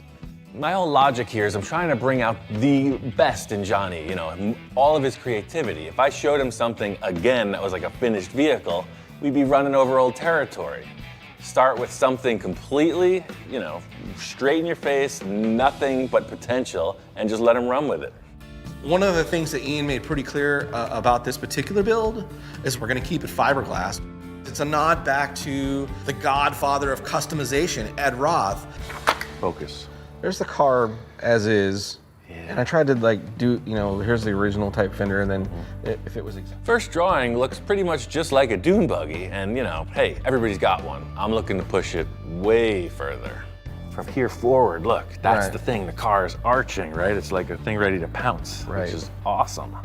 The first drawing was really some simple things that we could do to change the look of the vehicle, with still kind of a nod to how it already is. And then the second was a little more dramatic and trying to incorporate some crazy ideas. And then the third one, Oh yeah, let's see. what about a van thing? That takes this, and it's like, it's still a utility, but it's a panel truck. Right. And I get my roof And your porthole. and the porthole. I'm like, these are really rough. They're not like fine-tuned drawings. These are real rough. I guess the coolest part is that he's always like, nah, that represents what I see. I see that. He doesn't need this elaborate rendering. He goes, I like that, I like that, I like that, and already, like, it's already built in his head. I love your idea of arching the fenders up so we can get the car lower. I think that's what we Right. should start with, for sure. Let's do it. Okay. Hey, the board meeting's over here. Yeah, This over side. here. Come on, check this What out. do you think? Driver's in the front, hands on the wheel, dog is in the back, tongue in the breeze. I think we got the green light on this project. All that's left to do is start building. I want to cut these open and then create your front fenders. I want to start there. Were they really archy? With that archy top, Okay. right. The thing that you did on your drawing is the hot ticket. Being that this front suspension is adjustable and I want it as low as possible, we need to get these fenders out of the way. What's happening is the fenders are coming down and hitting the tire at the ride height I want. It ain't gonna roll. I came in pretty nervous, excited but nervous and not sure where we're gonna go. And now we're on to the next page. Now how do we take this and turn it into that drawing? Aha! All right, now you do the same thing, but better. It's time to put Johnny to work. No free rides in this shop. Boom. So you're taking that and you're gonna go out around that as well. You can even see right here where it's rubbing, right? Right. You'll see. I got room to steer. One thumb. I want to make the most of my time here with Johnny, and you know, the envisioning, the mock-up process is critical. When you're mocking stuff up three-dimensionally, it's quite a different thing. Form your fender shape that you desire out of that. Johnny's kind of out of his element here, you know, he puts the pen on the paper, so I give him a couple envisioning tools, you know, piece of TIG welding rod, and here, pull it, make some shapes, do as thou wilt, and we'll see how to make it better. It's three-dimensional envisioning. I love that, because that is that. Oh, that. yeah. That's all I would think is Roll it back. maybe just that. So even more aggressive, a little more aggressive. Yeah. Once Johnny has a line drawn, we're gonna take a board, we're gonna trace it, duplicate it, that way both sides are the same. So what I'm creating is a contour of the top surface of the fender. After it's all hardened, we flip the body over and pull all of this material, the foam, etc., out from underneath. And we're using some great stuff. Shake these. Shake them. All right. We're laying down the spray foam stuff. Ian's going at it like a precision surgeon, real nice and neat and clean. And mine's this big blob of mess. Stay in the center. You're too high. Stay in the center. Yeah, exactly. Thing is, when you're in the house of the master, there can only be one master. You are top chef. Look at that layout, man. This panel truck idea has got me kind of thinking about stuff. I'm gonna talk to Johnny and take him on a little field trip. So this stuff's happening. You know, I got an idea for the back. You know, all we need is shapes. So let's take a ride. There's this one in particular that relates perfectly to our project. So this is a Falcon sedan delivery. Same vibe with the roof line as what we're doing with our project. So I walk up on this thing, oh man, it's sitting real nice and real low, but there was something definitely different about what it is or what it was. There's just something different about it. Yeah, no, this car is full custom. Yeah. I took it to him with a donor car and told him put the front end on, back end, we're all good, clip that all on. Well, when I was absent, Ian cut this car right down in half, right down the middle. We simply split the car in half lengthwise, widened it 8 inches, and put it on an entirely modern chassis. Even from the early days of Ian building vehicles, it was never about sticking to the rules. Yeah, I'll do whatever it takes. Split a car down the center? Yeah, that's what I gotta do to get it to fit. As you can see with that camper shell over there, it's the same vibe, you know? Basically, this style vehicle with the wild fiberglass fenders and everything else we got going on. I just can't wait to get back to the shop and show Johnny how this camper shell will transform into a panel wagon. I don't know, man. I mean, look at the roof from here. That's kind of your drawing, dude. So, I mean, it's wide, but we'll do it exactly like the Ranchero. Cut it right down the center. It's a little, it looks like it's gonna be a lot of work to cut that thing down though, right? I mean, that's a lot of pieces. So it's simple math, right? So we come in here real fast, right? I see your visor here. We're gonna cut this off, that's gone. This bottom part's gone. This is canted forward, it's sliced through the middle, it's narrowed. Simple, right? Yeah, that seems really easy to do. We know right away this thing is way too big, so time for emergency surgery. I'm gonna whack this thing into shape and mock it up on the car. And again, in Ian fashion, no hesitation, no pre-planning. He just grabs a saw. He didn't run a tape line. He just starts cutting. Check this out. And then suddenly, like the lines of the front of where he cut it and the back end start making sense. This might work. King of the road. I think this is the move, man. Yeah, I'm totally seeing it now. Yeah, hands on the wheel. The raked windshield, this cut back like that, that filled in. Plenty of room for the porthole. I think it's gonna work. I'm seeing it now. The mock-up process is starting to take shape. You know, it's looking better every second. We're building the underside of the car, so it looks super sloppy, but that's okay because we're gonna refine it. The whole idea is once we have some type of structure, we can start refining it, you know, and then playing on how it interacts with the rest of the body lines. I've watched Ian do metal work on stuff, and usually the results for the eye are really quick. This, it doesn't really look good. Those are gonna set up, let them sit till tomorrow. Let's get busy on this. The whole thing about restyling a car, chop top, right? You're trying to make some kind of a statement of a flow of the vehicle. So this ain't no tail dragger, it's just some kind of funky nose down 70s freak machine. The roof's gotta follow suit. So Ian's like Dr. Frankenstein, and there's the monster, and I'm just Igor, just trying to not get in the doctor's way and be the best help I can be. Yes, master, whatever you want, master. How does that sound? Sounds good to me. The whole thing with this is just chop, cut, envision, you know? This is a really easy panel to set in place. It's the angle that counts. Chop, top, camper top. Super working. Dude, this is it. Who is that mystery man? You know, I show up to a car show, I'm like, hey, thanks, glad you like the paint job. Yeah, I'll be with you in 1 second. Well, my friend and I built it. I mean, you've never heard anybody say, man, that car was so cool. Did you see how he entered and exited with such grace? I feel like this chop top look, we're on the right path. This is what the car needed.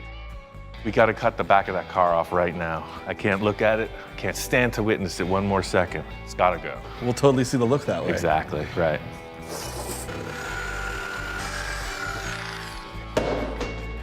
Now we're getting somewhere. Let's just figure out this opening, because this looks funny. Yeah, you can see how wide this is, you know? We know we're gonna have an opening to get in here. Right. Probably cut this up a bit. It's the old school guillotine technique, right? So this is your wall surface, and that's the line. Stick your neck out, and wherever that blade came down got chopped off. Exactly that, the guillotine technique. Strength. Ah. Aha. We have our pre-seasoned fiberglass panel. I was using this wooden panel as my mixing board for the fiberglass, and thusly it has become pre-treated with fiberglass resin. At this point, we're into the fabrication aspect of things, and that's where I excel. So I'm trying to keep Johnny in the game, you know? We get this thing colored all one tone, and I want him to draw the opening. I kind of know what I'm looking for, but I want to see where his head's at. And now it's really starting to look like the drawing a lot. Frankenstein's monster is now starting to look like it's coming alive. Straight through there, and then back to the turn. Like that. See? That wasn't so hard. That's how cavemen did it.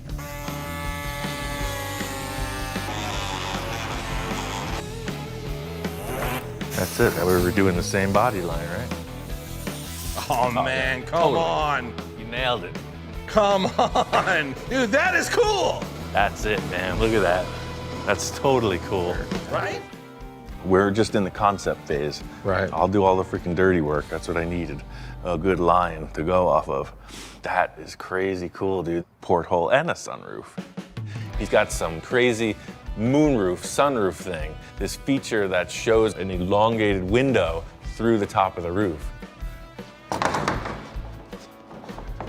Oh man, that's so close. I wish we had this before we cut the top. We cut it a half inch too much. It's in there kind of wonky. Yeah, it'll work for sure. We're gonna cut a hole in the car anyway, but it's worth doing whatever it takes. So do you got to fill it in first, then put it in, or No, we're cutting it right now. that's not gonna screw with the body line? We already. Nope. Whatever it takes to make this happen, that's what we're gonna do. When you have a good idea, you gotta act on it right away. You gotta feed on that energy and feel out if the concept's gonna work. You know, Ian being Ian, he just pulls a Sharpie out and lays a couple lines down and starts to hacking. This element will really help to define the rest of the roof line. Totally cool. Right? And I'll have to build that, but that's Yeah, fine. but that totally works, Yeah. man. The porthole is a simple procedure, you know, just trace out your circle, cut it, and it screws right in. Pressure fit. Oh, look at the dimension once it's on the car. It's like a little moon. The one thing that'll set it off, like your drawing, is to Right. modify that fender, Yeah. and we're off to the races. It's gotta be done now. Yeah, for sure. At this point, we're just trying to get all the lines in place, you know, get something proportional, and one big sore spot is these rear fenders. Something's got to change. All of your drawings, every one of them, you know, they're showing this like up, down. It's a roller coaster, right? Right. Roller coasters ain't horizontal.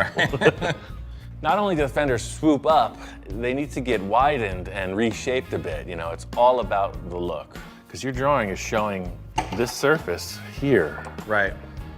So let's just cut, because we love this thing. I right? do love that thing. Let's just cut right through the flat and take this off.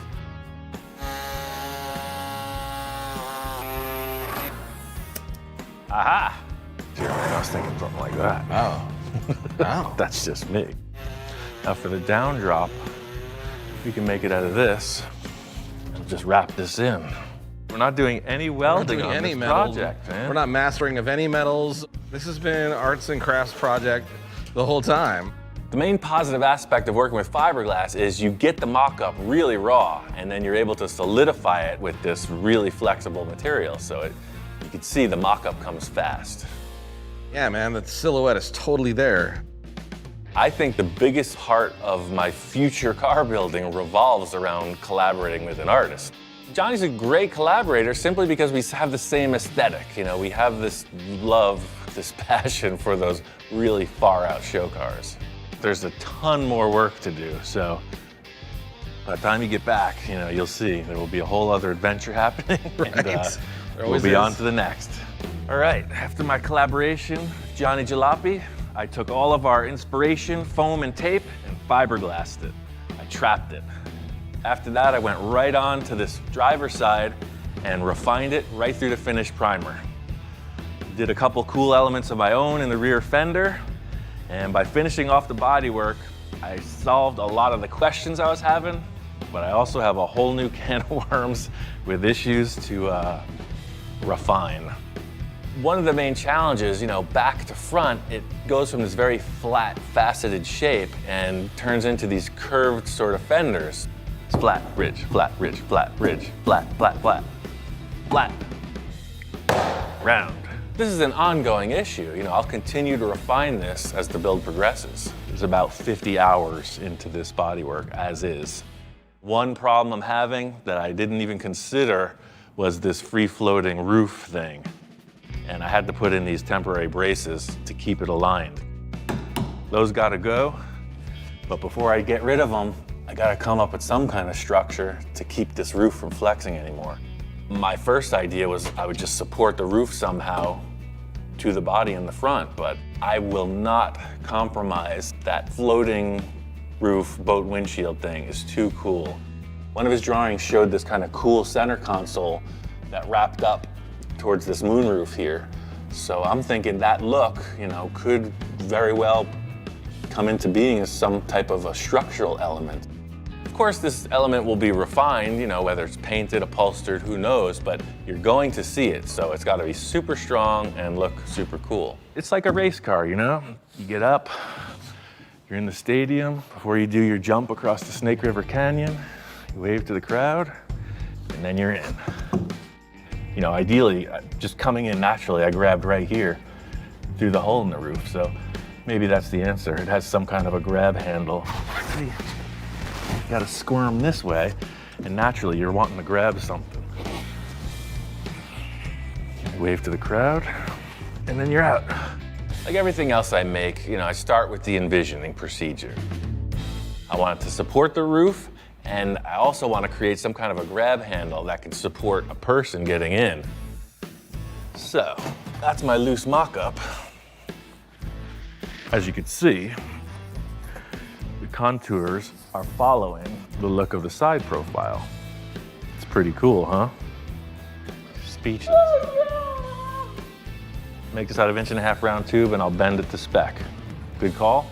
Is it a deal? He still doesn't seem convinced. Shortest description of what I'm using is the 2-inch round heavy wall tube and then like 1 3/4 heavy wall tube. It'll be easier for me to just bend these in separate pieces. That way, for length, I can just adjust it and weld it. It doesn't need to be certified. It's not a racing roll cage.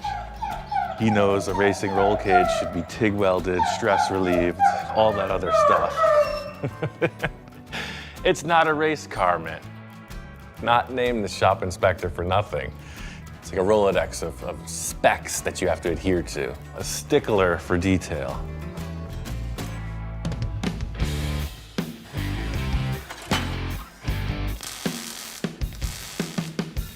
The issue I was having with this roof was it was going like this, left to right.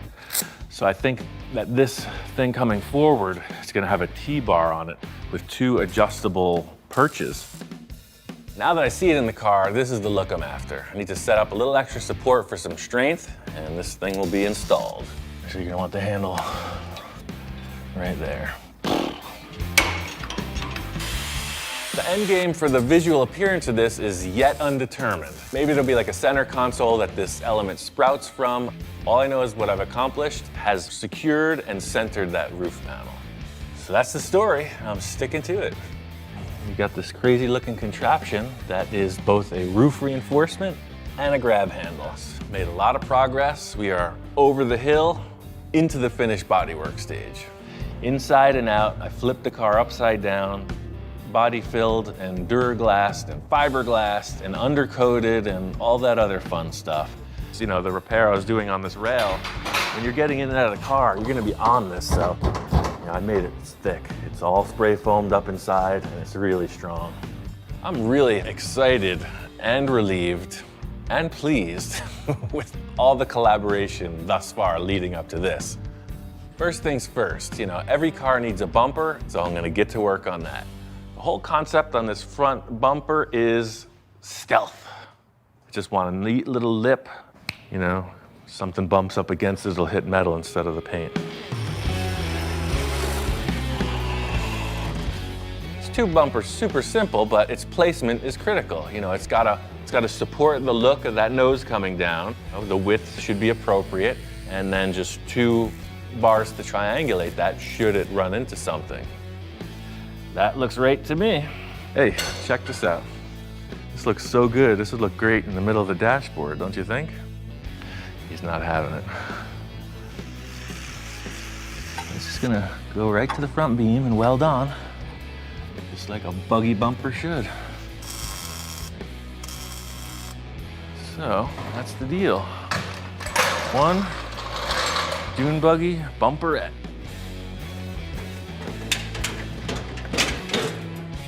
Very, very strong. That bumper's looking good. Now that we got that in place, it's time for the next and final step of the front view. I got these cool vintage KC units.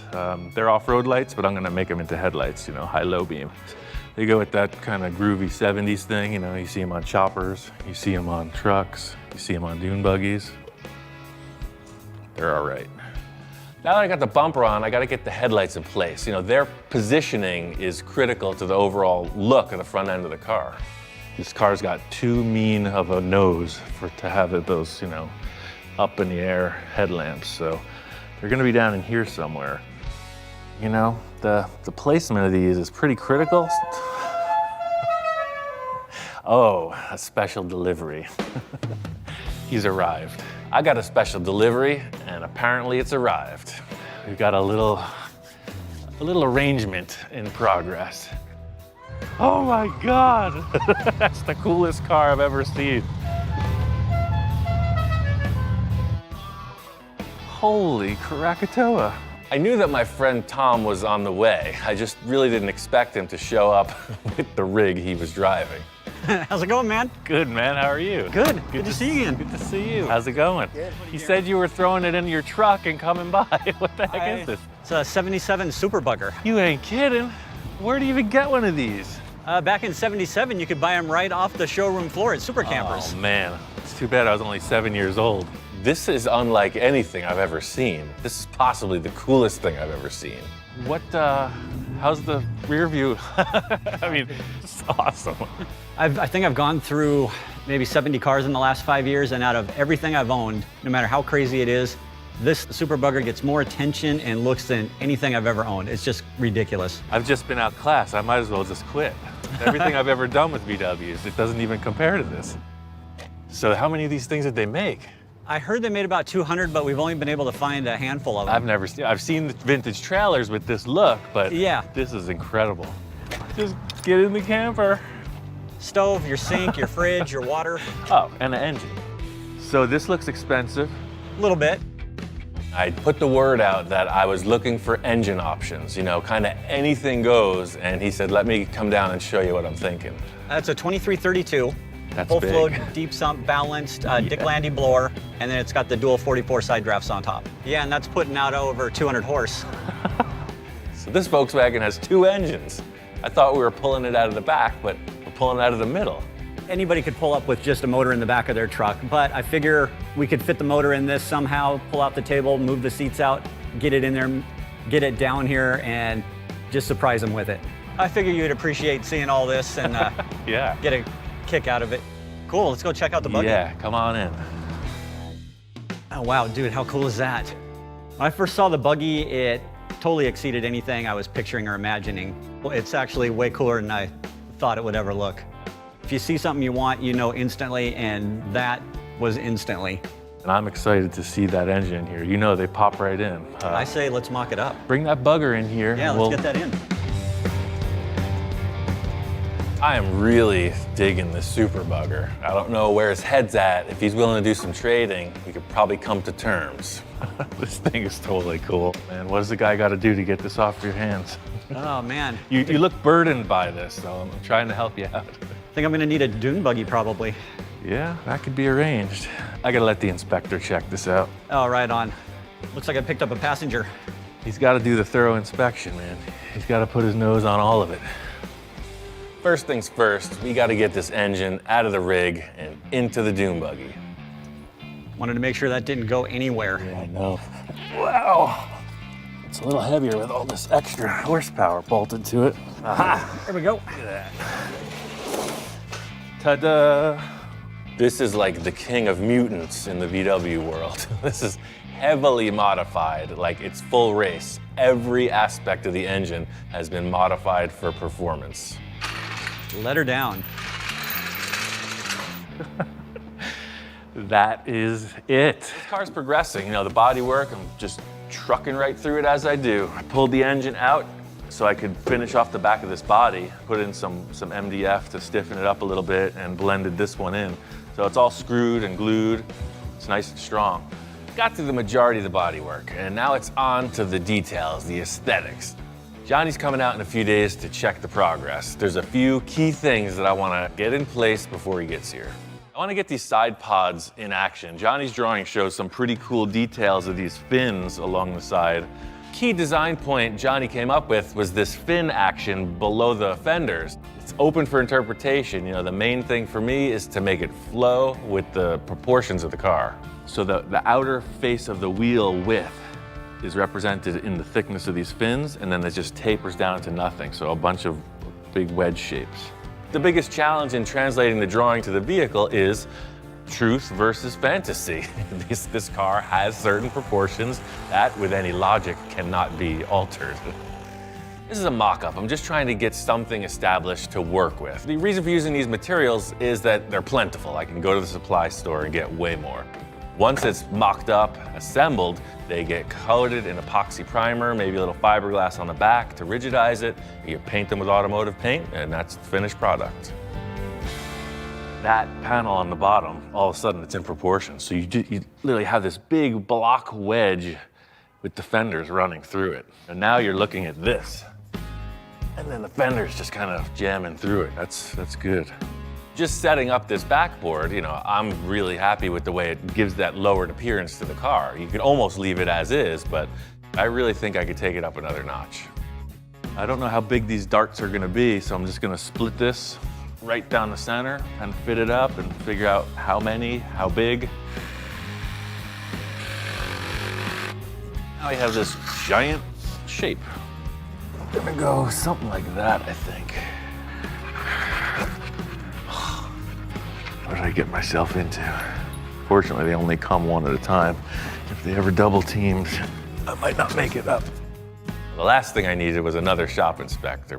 You know, 2 shop inspectors, I'm kind of outnumbered at this point, you know? I'm 6'2", hand of authority, and now they got double teamed on me, so we'll see how this develops. This is pretty much what I was thinking, a series of these going up the line. Yeah, I think we're just gonna have 4 ribs because that's what this is dictating. I've seen this kind of style on some sports cars, you know, 80s Ferraris, some other weird concepts, but you know, I'm going for my own vibe on it. It's like, oh, okay, that makes me think of this, but it's unique. I see some issue here.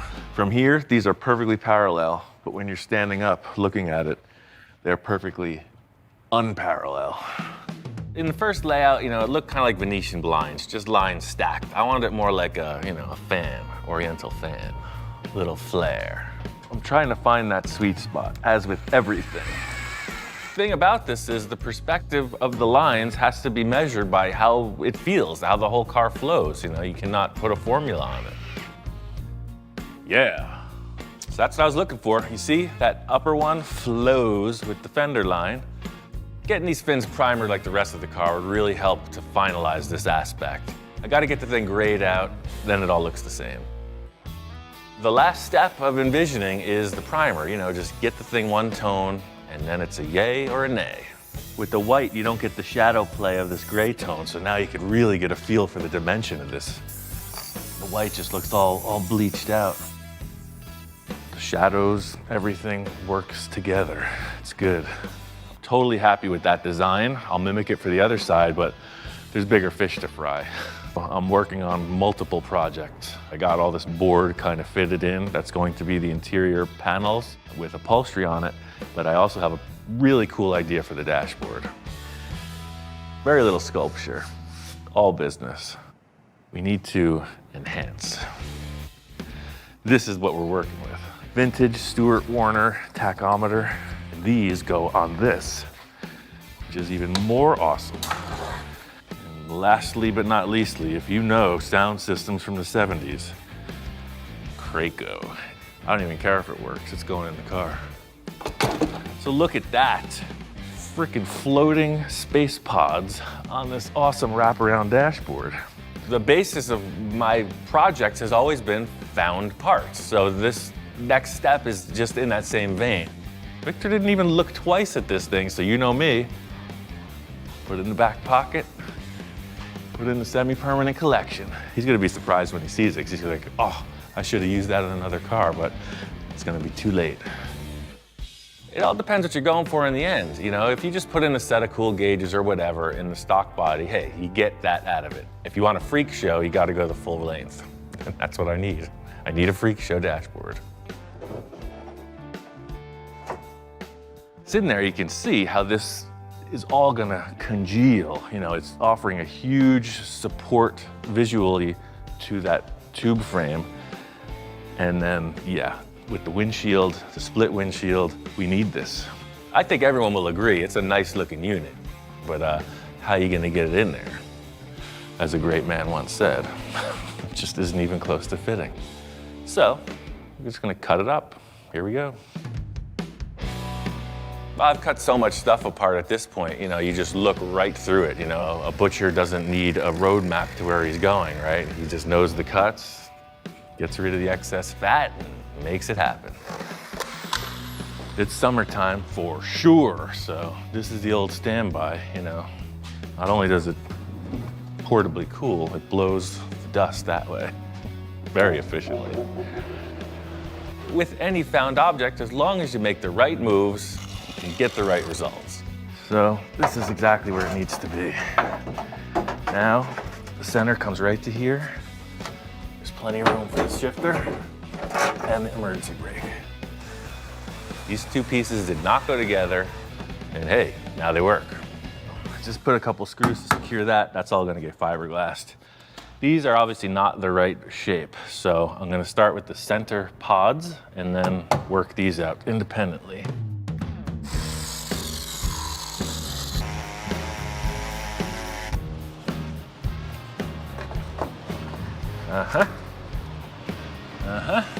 So you can see with a few minor pieces trimmed off, the Sterling dashboard is a perfect fit. Look at that. The success of having these three shapes fit in the car, okay, that's great. What's really gonna sell it is getting it all glassed and molded in so it looks like one piece. You know, all the center detail is retained looking like the Sterling, which is what I was looking for.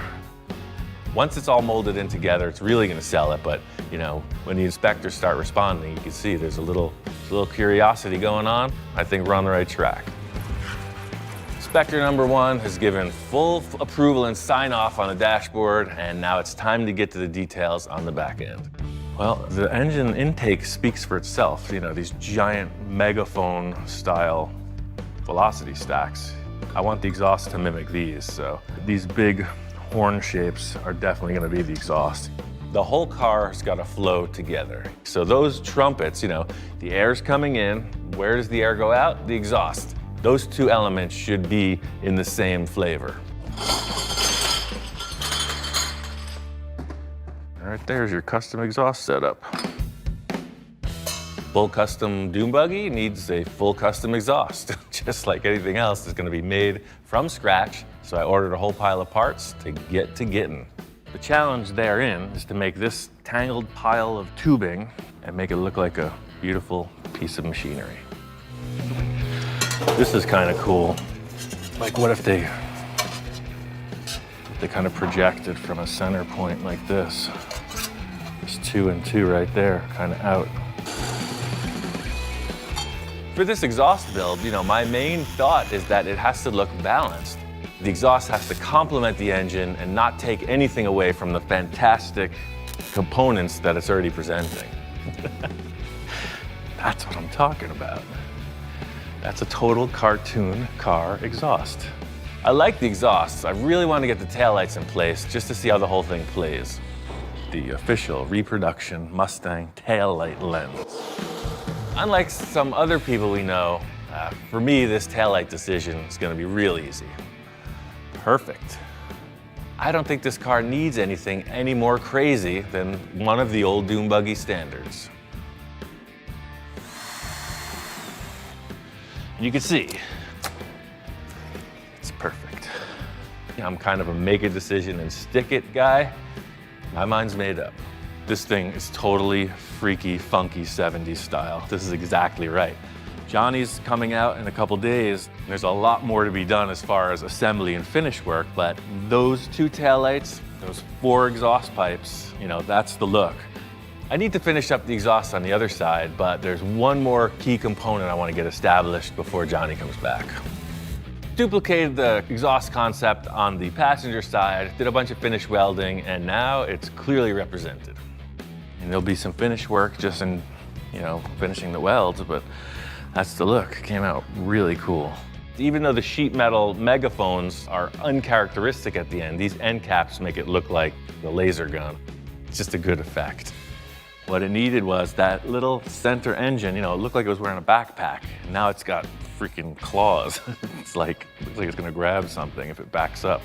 This simple design was really effective in completing that bulked out rear end. The rear end is fitted out for sure. The one thing that's missing is this windshield. You know, this concept of the floating roof will really be cemented when you see the windshield mounted here and there's nothing attaching. In other words, no A-pillar attachment.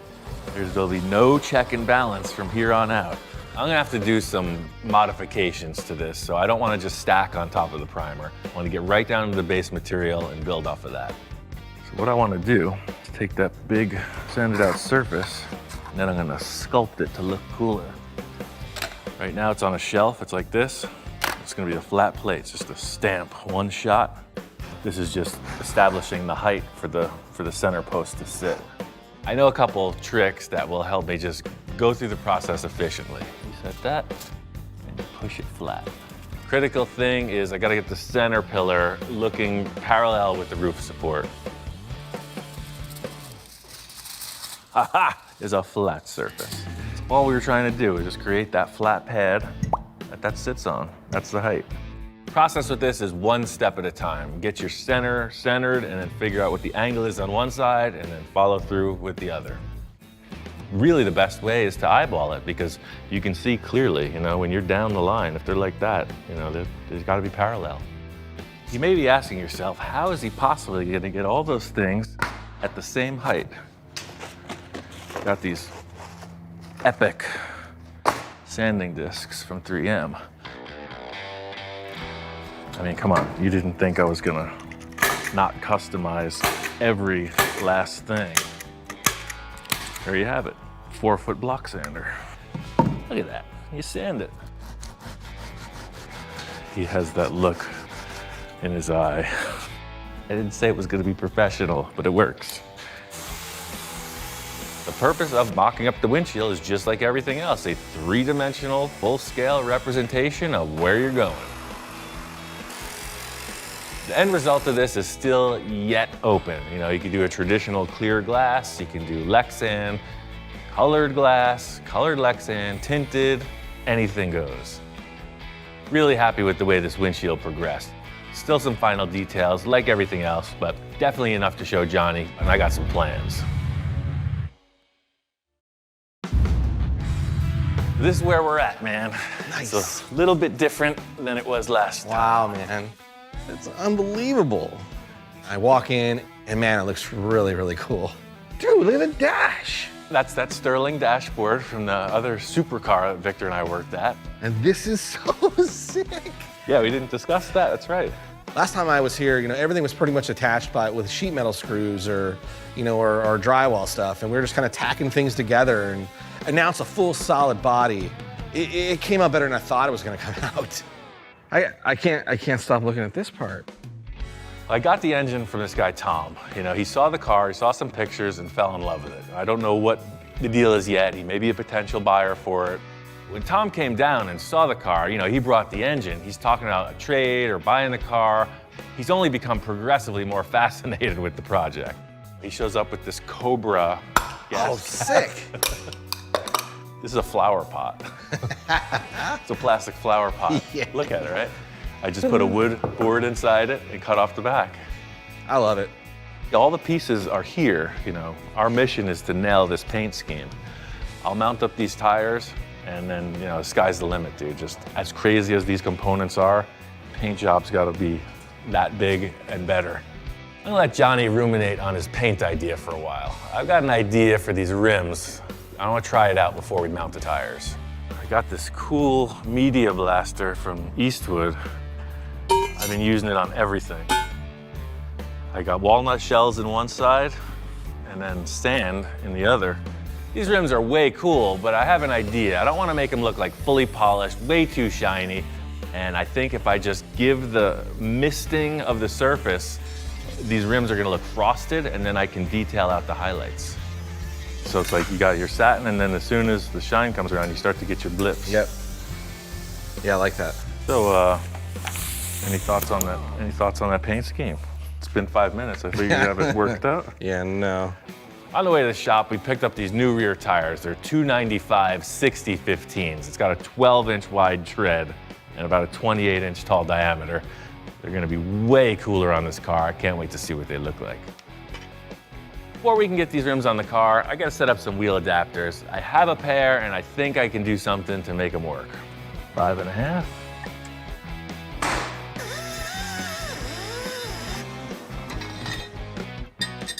Pop right back in.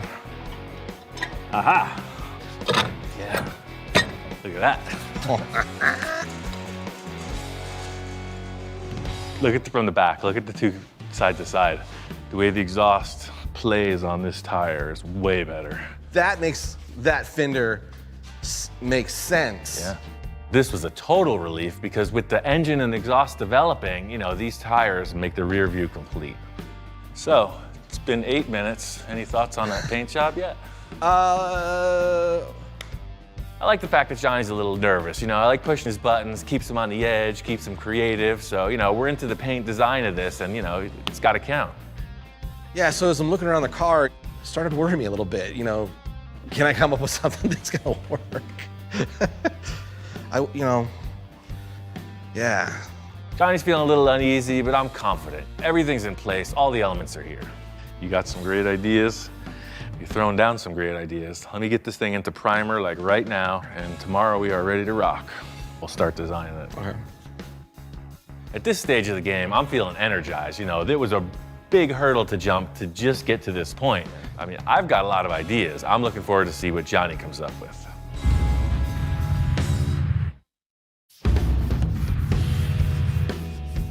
I got another coat of primer on the car, and it's ready to lay out the paint scheme. What I'm seeing is every time I try to do something different from the old drawing, it just doesn't. There's something magic about that simple two-tone. Yeah. You know, with this fading and everything, you don't want to draw too many lines on the car, I don't think. Like, look at the VW bus. Right. It's perfect. Simple. Yeah, the thing is about these cartoon hot rods, you know, we designed the Johnny 5 together, we're designing this together, so, you know, they could be pals in a universe somewhere else. They would be hanging out together for sure. Strangely enough, the exhaust sort of feels like that. The side panels sort of feel like that. Now we got the giant tire. Maybe we just make it look like you're drawing instead of trying to come up with something crazy. Right. You know, I'm kind of sticking up for Johnny's initial inspired paint scheme. You know, maybe we don't need to go so wild. The thing about his first idea is that it doesn't translate so well to the true body shapes. I mean, just first thoughts. I love this white panel coming to the little spear right here. Right. So what if the white followed through and it came around and then kind of hooked up? It doesn't need to follow this line, but it came up and you had two jutting spears like that. Ian, like, immediately starts seeing a lot of lines that I wasn't really totally seeing. And he starts laying some pinstripe tape down, and immediately these really cool spear shapes started showing up. I just think that's his thought process. There's never not a way we can do this. Less is more. And we're coloring outside the lines for which you get extra points for. It's like body line? No, we're just gonna No. match We're them. making our own line. In a panel paint job, you typically follow the body lines, but the exciting part about what we're doing is we're coloring outside the lines. You know, we're trying to hyper exaggerate some of the features on the body. Well, this is the line. If you were a panel painting a car, you follow these lines. Right. This edge. But we're not doing it like that. Going optical. See, so this blue tape is blue paint right through there. Yeah. So the blue here, if this is white, what does this do? Come around? Yeah. Or maybe even go. See, this is exactly why. This is nothing I would have ever thought of. Bam, all of a sudden he starts to fire on all cylinders. He's like, break the paint line across the dashboard like that and look at the effect you get. Like, Exactly, right. That's why you're here, to break it across the top, and look at that weird There's shape. another blue spear. Right, so this is blue. Yep, blue. Right. And there's a spear of blue going through it. Right. Johnny's idea about the lines on the hood really complements the little spear thing I did on the side. So I'm gonna go back, tighten all the lines up, and then, then it's ready to spray. But feeling really confident that our collaboration is gonna pan out. What about doing white on the undersides of the kick-ups? Remember the old mud flaps? Right. Where it was like Yosemite Sam and the back off. We do that underneath, but not mud flaps. Right, on the fenders. On the fenders. Yes, 100%. So blue, white, right, and then I'll get some kind of cool font. Yeah. This is exactly what the car needed. That one thing where you're walking around, you're already blown away, and then you're like, it's the punchline at the end of the story. I'm doing that 100%. Right, and then the exhaust is like the guns. Yeah. And we'll put a mustache on the engine. It'll be perfect. He's like, yeah, why not? Why wouldn't we do that? In fact, let's make it as big as we can. I can't, that's like now like one of my most favorite parts we're gonna do to the car. Is that silly back off thing on the back. These damn vomits, back off. Giggle.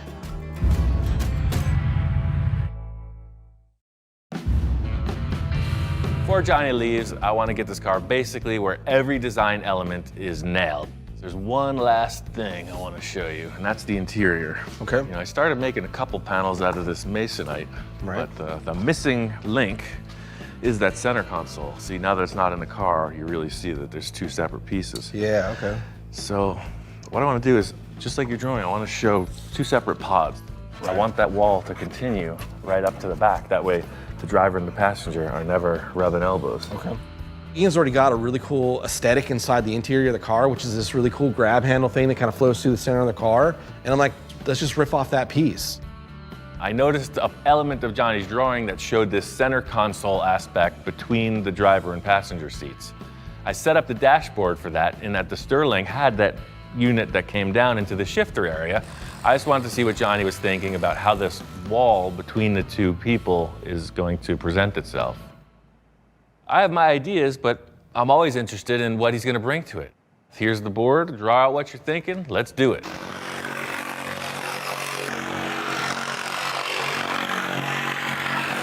It's totally the shape I was thinking. I was reading your mind. I love it. Let's see how it looks. Dude, you're a freaking genius, man. That is the eye of an artist. Like, please tell me he's not gonna do that.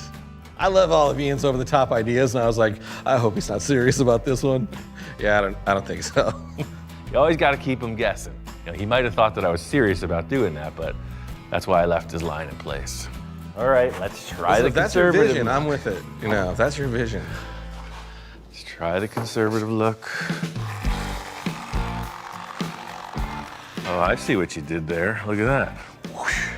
You got an eye for this, man. Yeah, so this tube will only grow out of the center console. Right. Right here, and that's hidden. You trace that, and I'll make another one.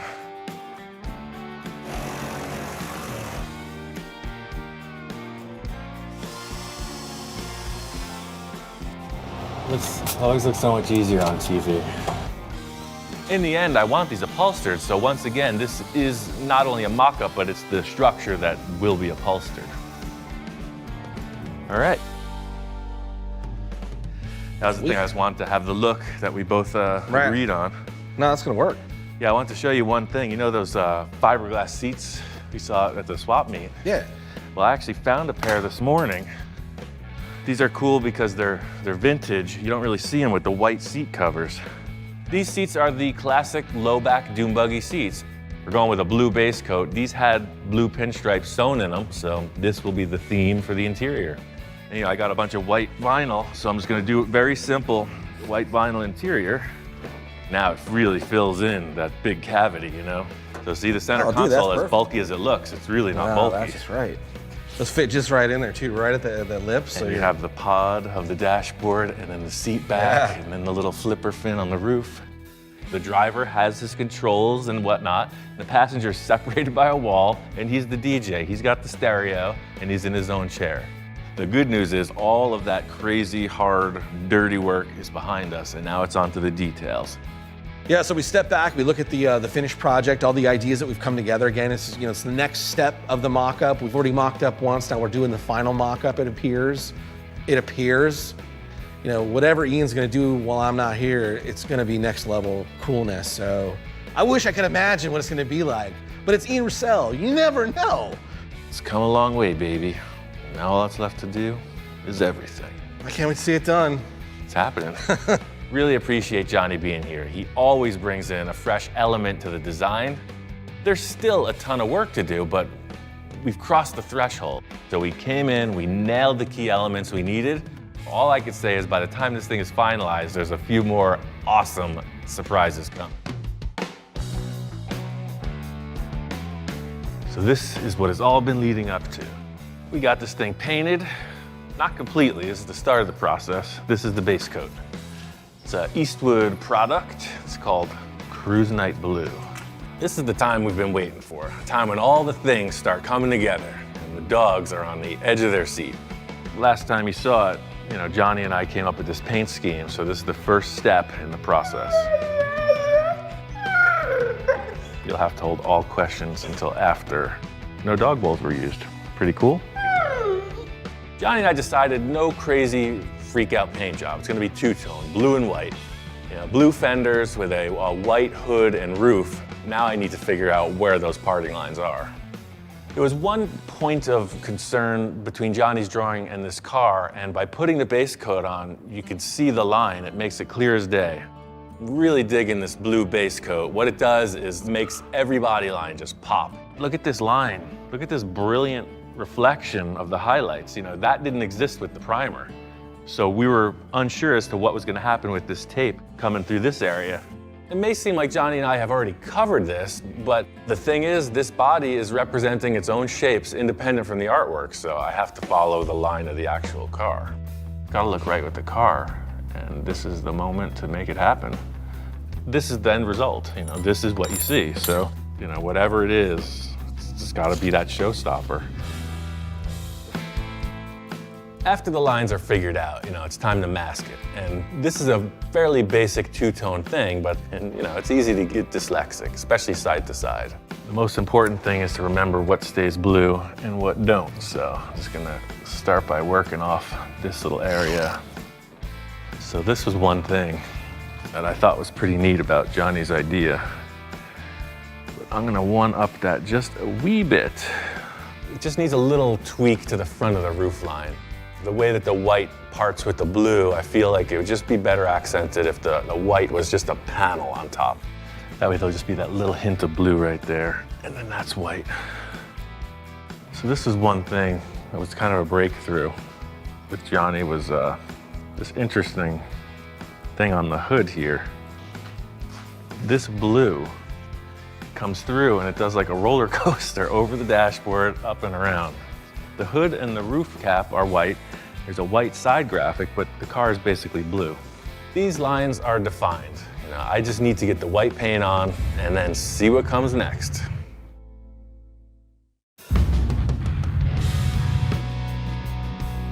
I got the white laid out. I put some silver flake on top of that, and it's got 3 coats of clear. What do you think? Pretty sparkly, huh?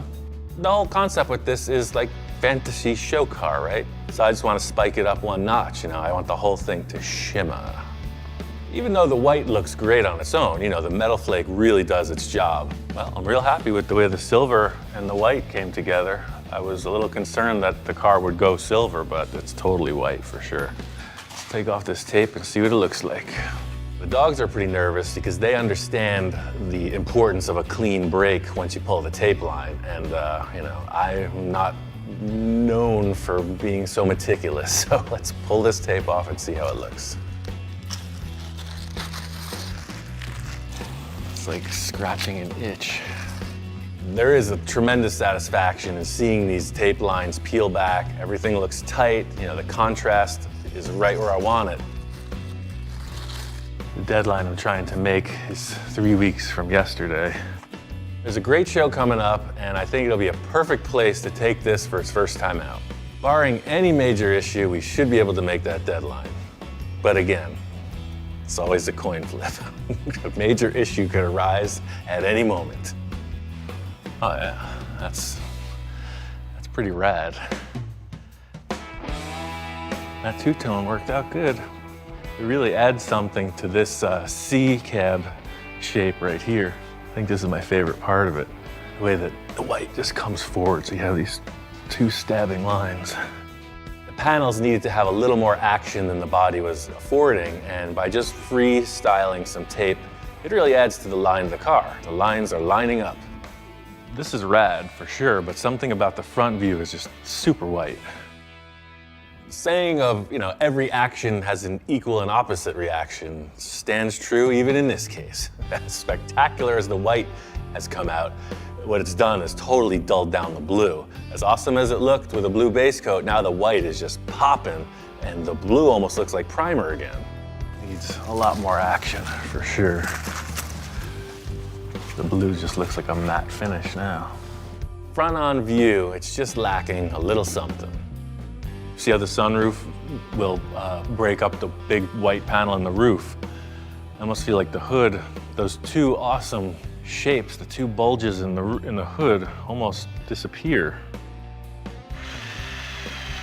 Just like the sunroof in the top, the windshield is gonna break up this massive panel of white on the hood. Yeah, see, all of a sudden it's a different view. I don't want to overdo the paint by any means. I just want it to match. So right now the blue and the white are not cooperating. It really just looks muted now by this brilliant two-tone. It's looking like two different cars right now. The windshield definitely helps out this white panel in the front, but not 100% convinced. It looks like I'm gonna have to come up with a few other solutions for this issue. I got an idea for the blue. I'm gonna try a little more paint work and see what it looks like tomorrow. I addressed my two main problems with the paint. I added blue to the ridges on the hood to break up the white panel. I really bumped up the value of the blue with 2 tones of metal flake and then a gang of clear coat on top of everything. So now it's really starting to shine. I got the gas cap in, the portholes in, this car is really starting to take shape. But I think the design could use one thing to further the whole effort. Color combo came out nice. I like that blue. It makes the white pop. It looks really nice. I brought in my friend Gilbert to add a little graphic element to the rear of the fenders, and I think that's gonna just set it off perfect. My friend Tom Flores, he's done a lot of graphic design work for me, so I had him and Gilbert get together on this project. Tom came up with a font as per my specs, and Gilbert's gonna transfer that to a real live paint work on the car. The background of work that I've seen Gilbert thriving in is like, strict lowrider stuff. So he shows up in this red Volkswagen Bug. I used to get a lot of flack for being into VWs. Oh yeah, I still love Beetles. I got one, the brand new old one right there. There you go. It's a classic. He's talking about how he's excited to get involved with something outside of the parameters that I've seen him working in.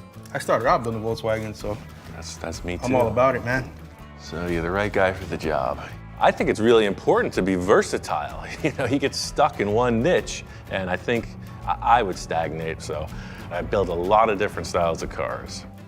All I'm saying is the whole vibe of this thing is like the funky 70s, so whatever you like. Well, bottom lettering, man. Can't get more 70s than that, unless you bring Scooby-Doo in here. That's it, man. That font is perfect, dude. Exactly. I was thinking a decal. Gilbert is gonna one-up it, handmade. So then what I'll do is I'm gonna silver leaf these, let them set up, and then we'll do the turn, the engine turn, so they have the little twist, and then I'll outline it, do the drop shadow. While you're doing that, I got a little upholstery stuff to take care of, so if you need anything, I'll be 2 feet behind you. I'll be right over in the upholstery shop. The main issue here is Jack is my upholstery guy, and he went and moved to Chicago, so I'm left without any resource. I don't even have a sewing machine. All I could do is pull from the experience and working with him and try to get something done. That's basically what the inside detail is. It'll have this little miniature hatch. That's nice. Oh yeah, totally. Oh yeah, look at the view from here. It's exactly what it needed. Different than anything I've seen, it's perfect. Your job is done here. I'm feeling really good about this paint job, but there's a whole other issue I have to approach next. The car's got no doors, but it's got to open somehow, so if you got to make something open, you start with a hinge. So I made one giant hinge. The chassis, everything it takes to drive the car, seats, steering, everything is on the floor, and the body just picks up off of it. People hop in and the body shuts. This is kind of hairy for me because this is basically a live performance in front of the world. But the benefit of it is, if this works, the whole car is going to be open like a clamshell. This is vintage fiberglass. We just did a ton of work to it. The last thing I need is for the body to flex and crack. You know, it's completely painted. I've got hundreds of hours into this finished paint job, and now I'm stressing the whole structure in a way it was never designed to. As strong as this fiberglass body is, where I'm grabbing it with the hinge doesn't have a lot of structure. So I've gone underneath with a lot of heavy steel and bracing and really reinforced around the whole firewall of the car. This is something that is being done by necessity, but it's pretty dicey. One thing I need to keep reminding myself is that inspector does not equal assistant. Did you hand me a wrench? Business as usual. You think fiberglass car and you think lightweight. That's not the fact with this body. As petite as it is, it's still pretty darn heavy. So I need something with some serious lift capacity and extension. I got these two big hydraulic rams. So I'm gonna put these in and hook them up to some air and see what happens. I don't know where you would get these new, but they're actually a part of my old city bus. These two rams were the main lift mechanism for the wheelchair lift. All right, so everything's hooked up. You know, this is the make it or break it moment, because I'm sure this has enough power to just rip itself apart. I got the rams hooked up to the air lines. I'm gonna test it with air because that has less power than hydraulics, but it's still got a lot of power. So hopefully this lifts with 150 PSI. I'm feeling like a big question mark. I don't know what to expect. Let's see what happens, because this is not an exact science. First try. No dice. Let's see what's wrong. Something is completely bound up.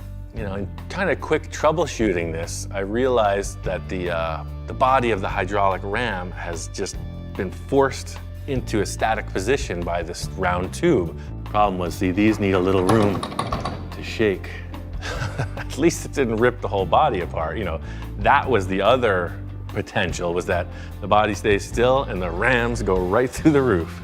Let's see what happens this time. So if anything goes wrong, I want you both to go that way really fast. Get ready.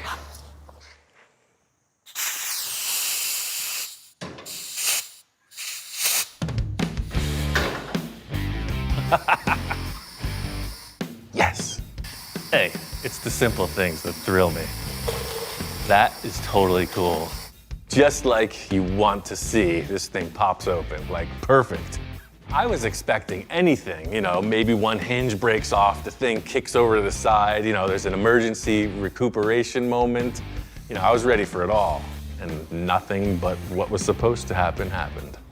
Look, it's my greatest achievement ever. Can we show some enthusiasm? They've seen it all. They're so jaded at this point. But one thing I wasn't considering is these rams being right in the way of the seat. After this great achievement, I still wonder if I'm able to get in the car. That was why I did this. This on itself, this sold the effort for sure. Now all I gotta do is figure out how to get in the car. Today is D-Day. We're gonna fire this sucker up. Tom says it runs great. The famous last words are always, it ran great when we parked it. So I just asked Tom, what's your emergency contact phone number? What I don't want is a backfire.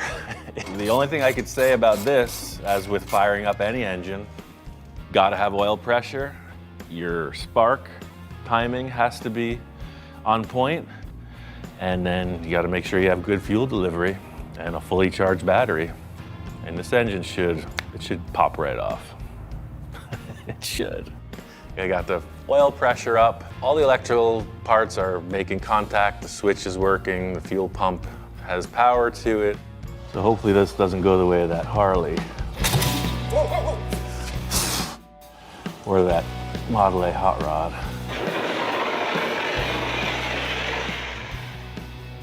Just gonna turn the key. If there's one thing I know about cars, anything that can go wrong will. That's why I've prepared for this. This is for the rafters and the roof. Really hits the fan. Where's that fire extinguisher? Fuel pump on.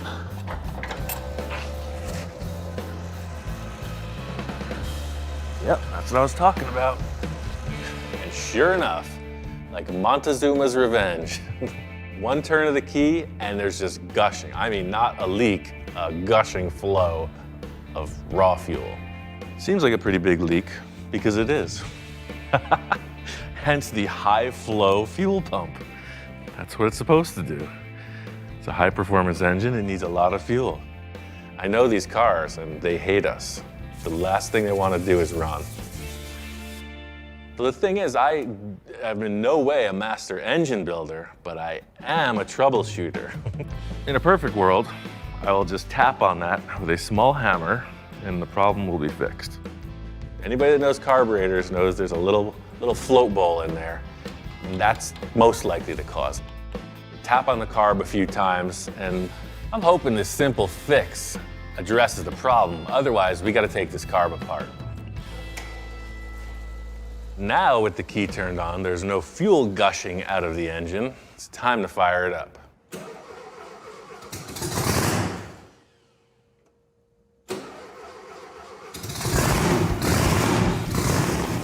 Turn the key, and it starts, just as it was advertised. I love the sound of Volkswagen engines. It's pretty wild with the blower on it. You see these things expanding, it's breathing, which you don't see in a normally aspirated car. It's pretty awesome. It's like a heart. There's no backfiring, there's no nothing but a strong running, clean sounding engine.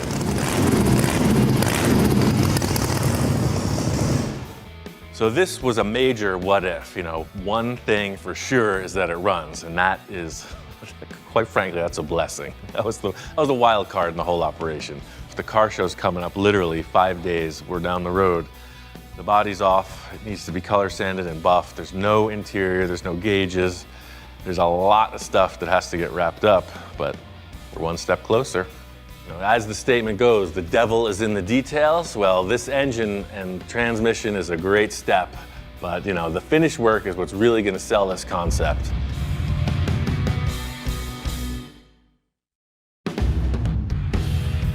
A little while ago, Victor and I went on this crazy Riviera adventure. We built this custom lowrider. In the end, Victor could not come to terms with a decision on what taillights it should have, and there it sits, still incomplete. This is the wild card situation I was bracing for. Anything that is heavily modified can work. That's just option 1. We'll look at this and then we'll go to option 2, option 3, 4, and if I have to go to option 5, I will. Making a decision means different things to different people. The decision he's made is that we're gonna make some decisions all day long. This is the last one, but together, they have to go together. Those are cool. Right. So it's that flavor, but Yeah, you got the same chrome. flavor. It's the same deal as what you're doing with those other 8 taillight deals. These are looking good. The chrome bezel is what sells it for me.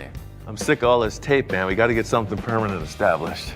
And I guess I'm committing to this because you're drilling in my damn car. As soon as I hear okay, I'm on it. And then we'll double them up like that. Yeah, pretty much it looks like it's there. The thing is, this will look much different once it's Frenched in. It'll have the look we want. Right now, it's just like paste it on. Okay, Ian, I'm good. I'm committed. All in all, I think you're making a good decision. Houston, we have a decision. Let's get to it. Finally got this Rivy on the road. Taillights are in, everything is attended to, it's looking good. Thing is, I've never seen this car really drive. It was delivered to the car show, it showed, and it went in Victor's garage, so seeing it out in its natural environment is pretty darn cool. Chalk this one off as finished, right? It's no complete. more changes. Simple, subtle, look at that car's beautiful. Nice to have another project completed, but I got my work cut out for me back in the shop. And time's a-wasting. The next thing I need to get together is this rear hatch. When Johnny and I mocked this thing up, we've changed just about everything. The rear hatch is gonna have to undergo the same process. This jumble of parts is actually the rear hatch from the camper shell. I've cut it apart and narrowed it because it's gonna go right back in, just smaller. The ultimate trickery in this is making it look like it belongs there. So this jumble of parts will become a functioning rear hatch. First step of the process is to just cut the parts down. I always leave them a little bit big and then trim to fit. If you had to create this from scratch, it would be pretty challenging. The aluminum extrusions, the hinge, So by modifying this already production part, but to the point where nobody recognized where it came from, that's the trick. This is worth it in the end, and the same reason you would put trim around a door frame. It just finishes it off. Instead of a hole in the car, you got this cool factory-looking access point. Yeah, that looks pretty cool. I like that. So basically this design stays through to the end. I gotta do some other behind the scenes work. I'm gonna make it all fasten from the inside as much as possible, and the plexi will be glued in place. Yellow acrylic is really cool. So cool, in fact, I'm gonna continue the theme right to the front. It's gonna be in the porthole, it's gonna be in the sunroof, and it's gonna be in the windshield. It's gonna glow. The blue, the white, and the yellow are just, they work perfect together.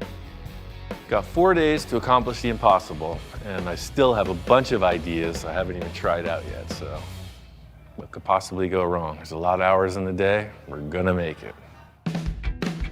The key ingredient in any build is pre-fitment of all the things before you paint it, but the car's painted, it hasn't really been fit up mounted on the chassis. I gotta put the gauges in, the windows, etc., and it's all just kind of like a one-shot deal. I have a strict punch list to get this thing assembled and driving, because that's what it's about. So the whole thing about deadlines is you're thrashing to the end. Took it out to the desert for a shakedown run, and it is really something. It's way cooler than I ever expected. This yellow acrylic just totally brightens up the whole thing. These cool side pods, they're in development. To get them in place and painted really changes the side view of the car. I mean, it's really cool. Instead of doors, now the car is the door. Dude. So that's the thing, dude. You show up at the car show, nobody's got this. Dude, this is crazy. He wasn't expecting that. If you see a picture with it up in the air, it's one thing, but to see it on the ground, and then by the time it's up, the rear fin is like 8 feet in the air. It's a really crazy show car. Oh, that is sick. That's ridiculous. That was just, wasn't expecting that. And made it easy, accessible to get into, which was nice, especially at my age. Not flexible anymore. Picturing myself driving into a show with that body, just pop it up, drive into the show, people are just gonna freak. Tom's like, I gotta get in there. I gotta drive this thing right now. All right, man. Now I want you to know 2 things. 2 things. This is a really mean machine. This is not your father's Volkswagen.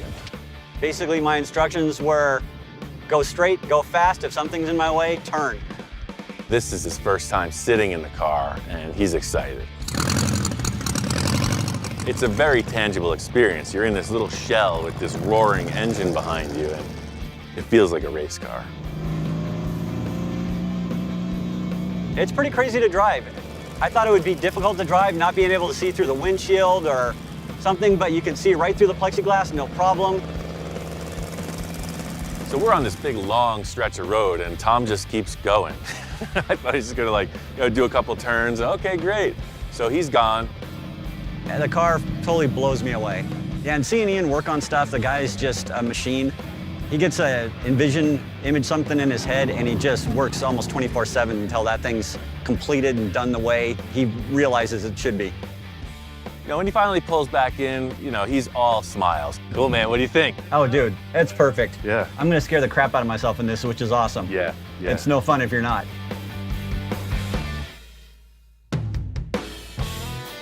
This thing has come full circle.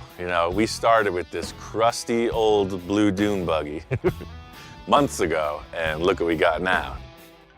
Working with Johnny, it's like a sure thing at this point. I always know we're gonna come out with something really unique. And then Tom upped the game with this monster engine and his other help. It's really something. I mean, it's vying for position in my top favorite car. So, I mean, in finalizing this project, as difficult as it is, there's no way I'm ever gonna restore a car. This is just, I'm down the road to the next crazier project, and that's just what I wanna do. The art-inspired show cars.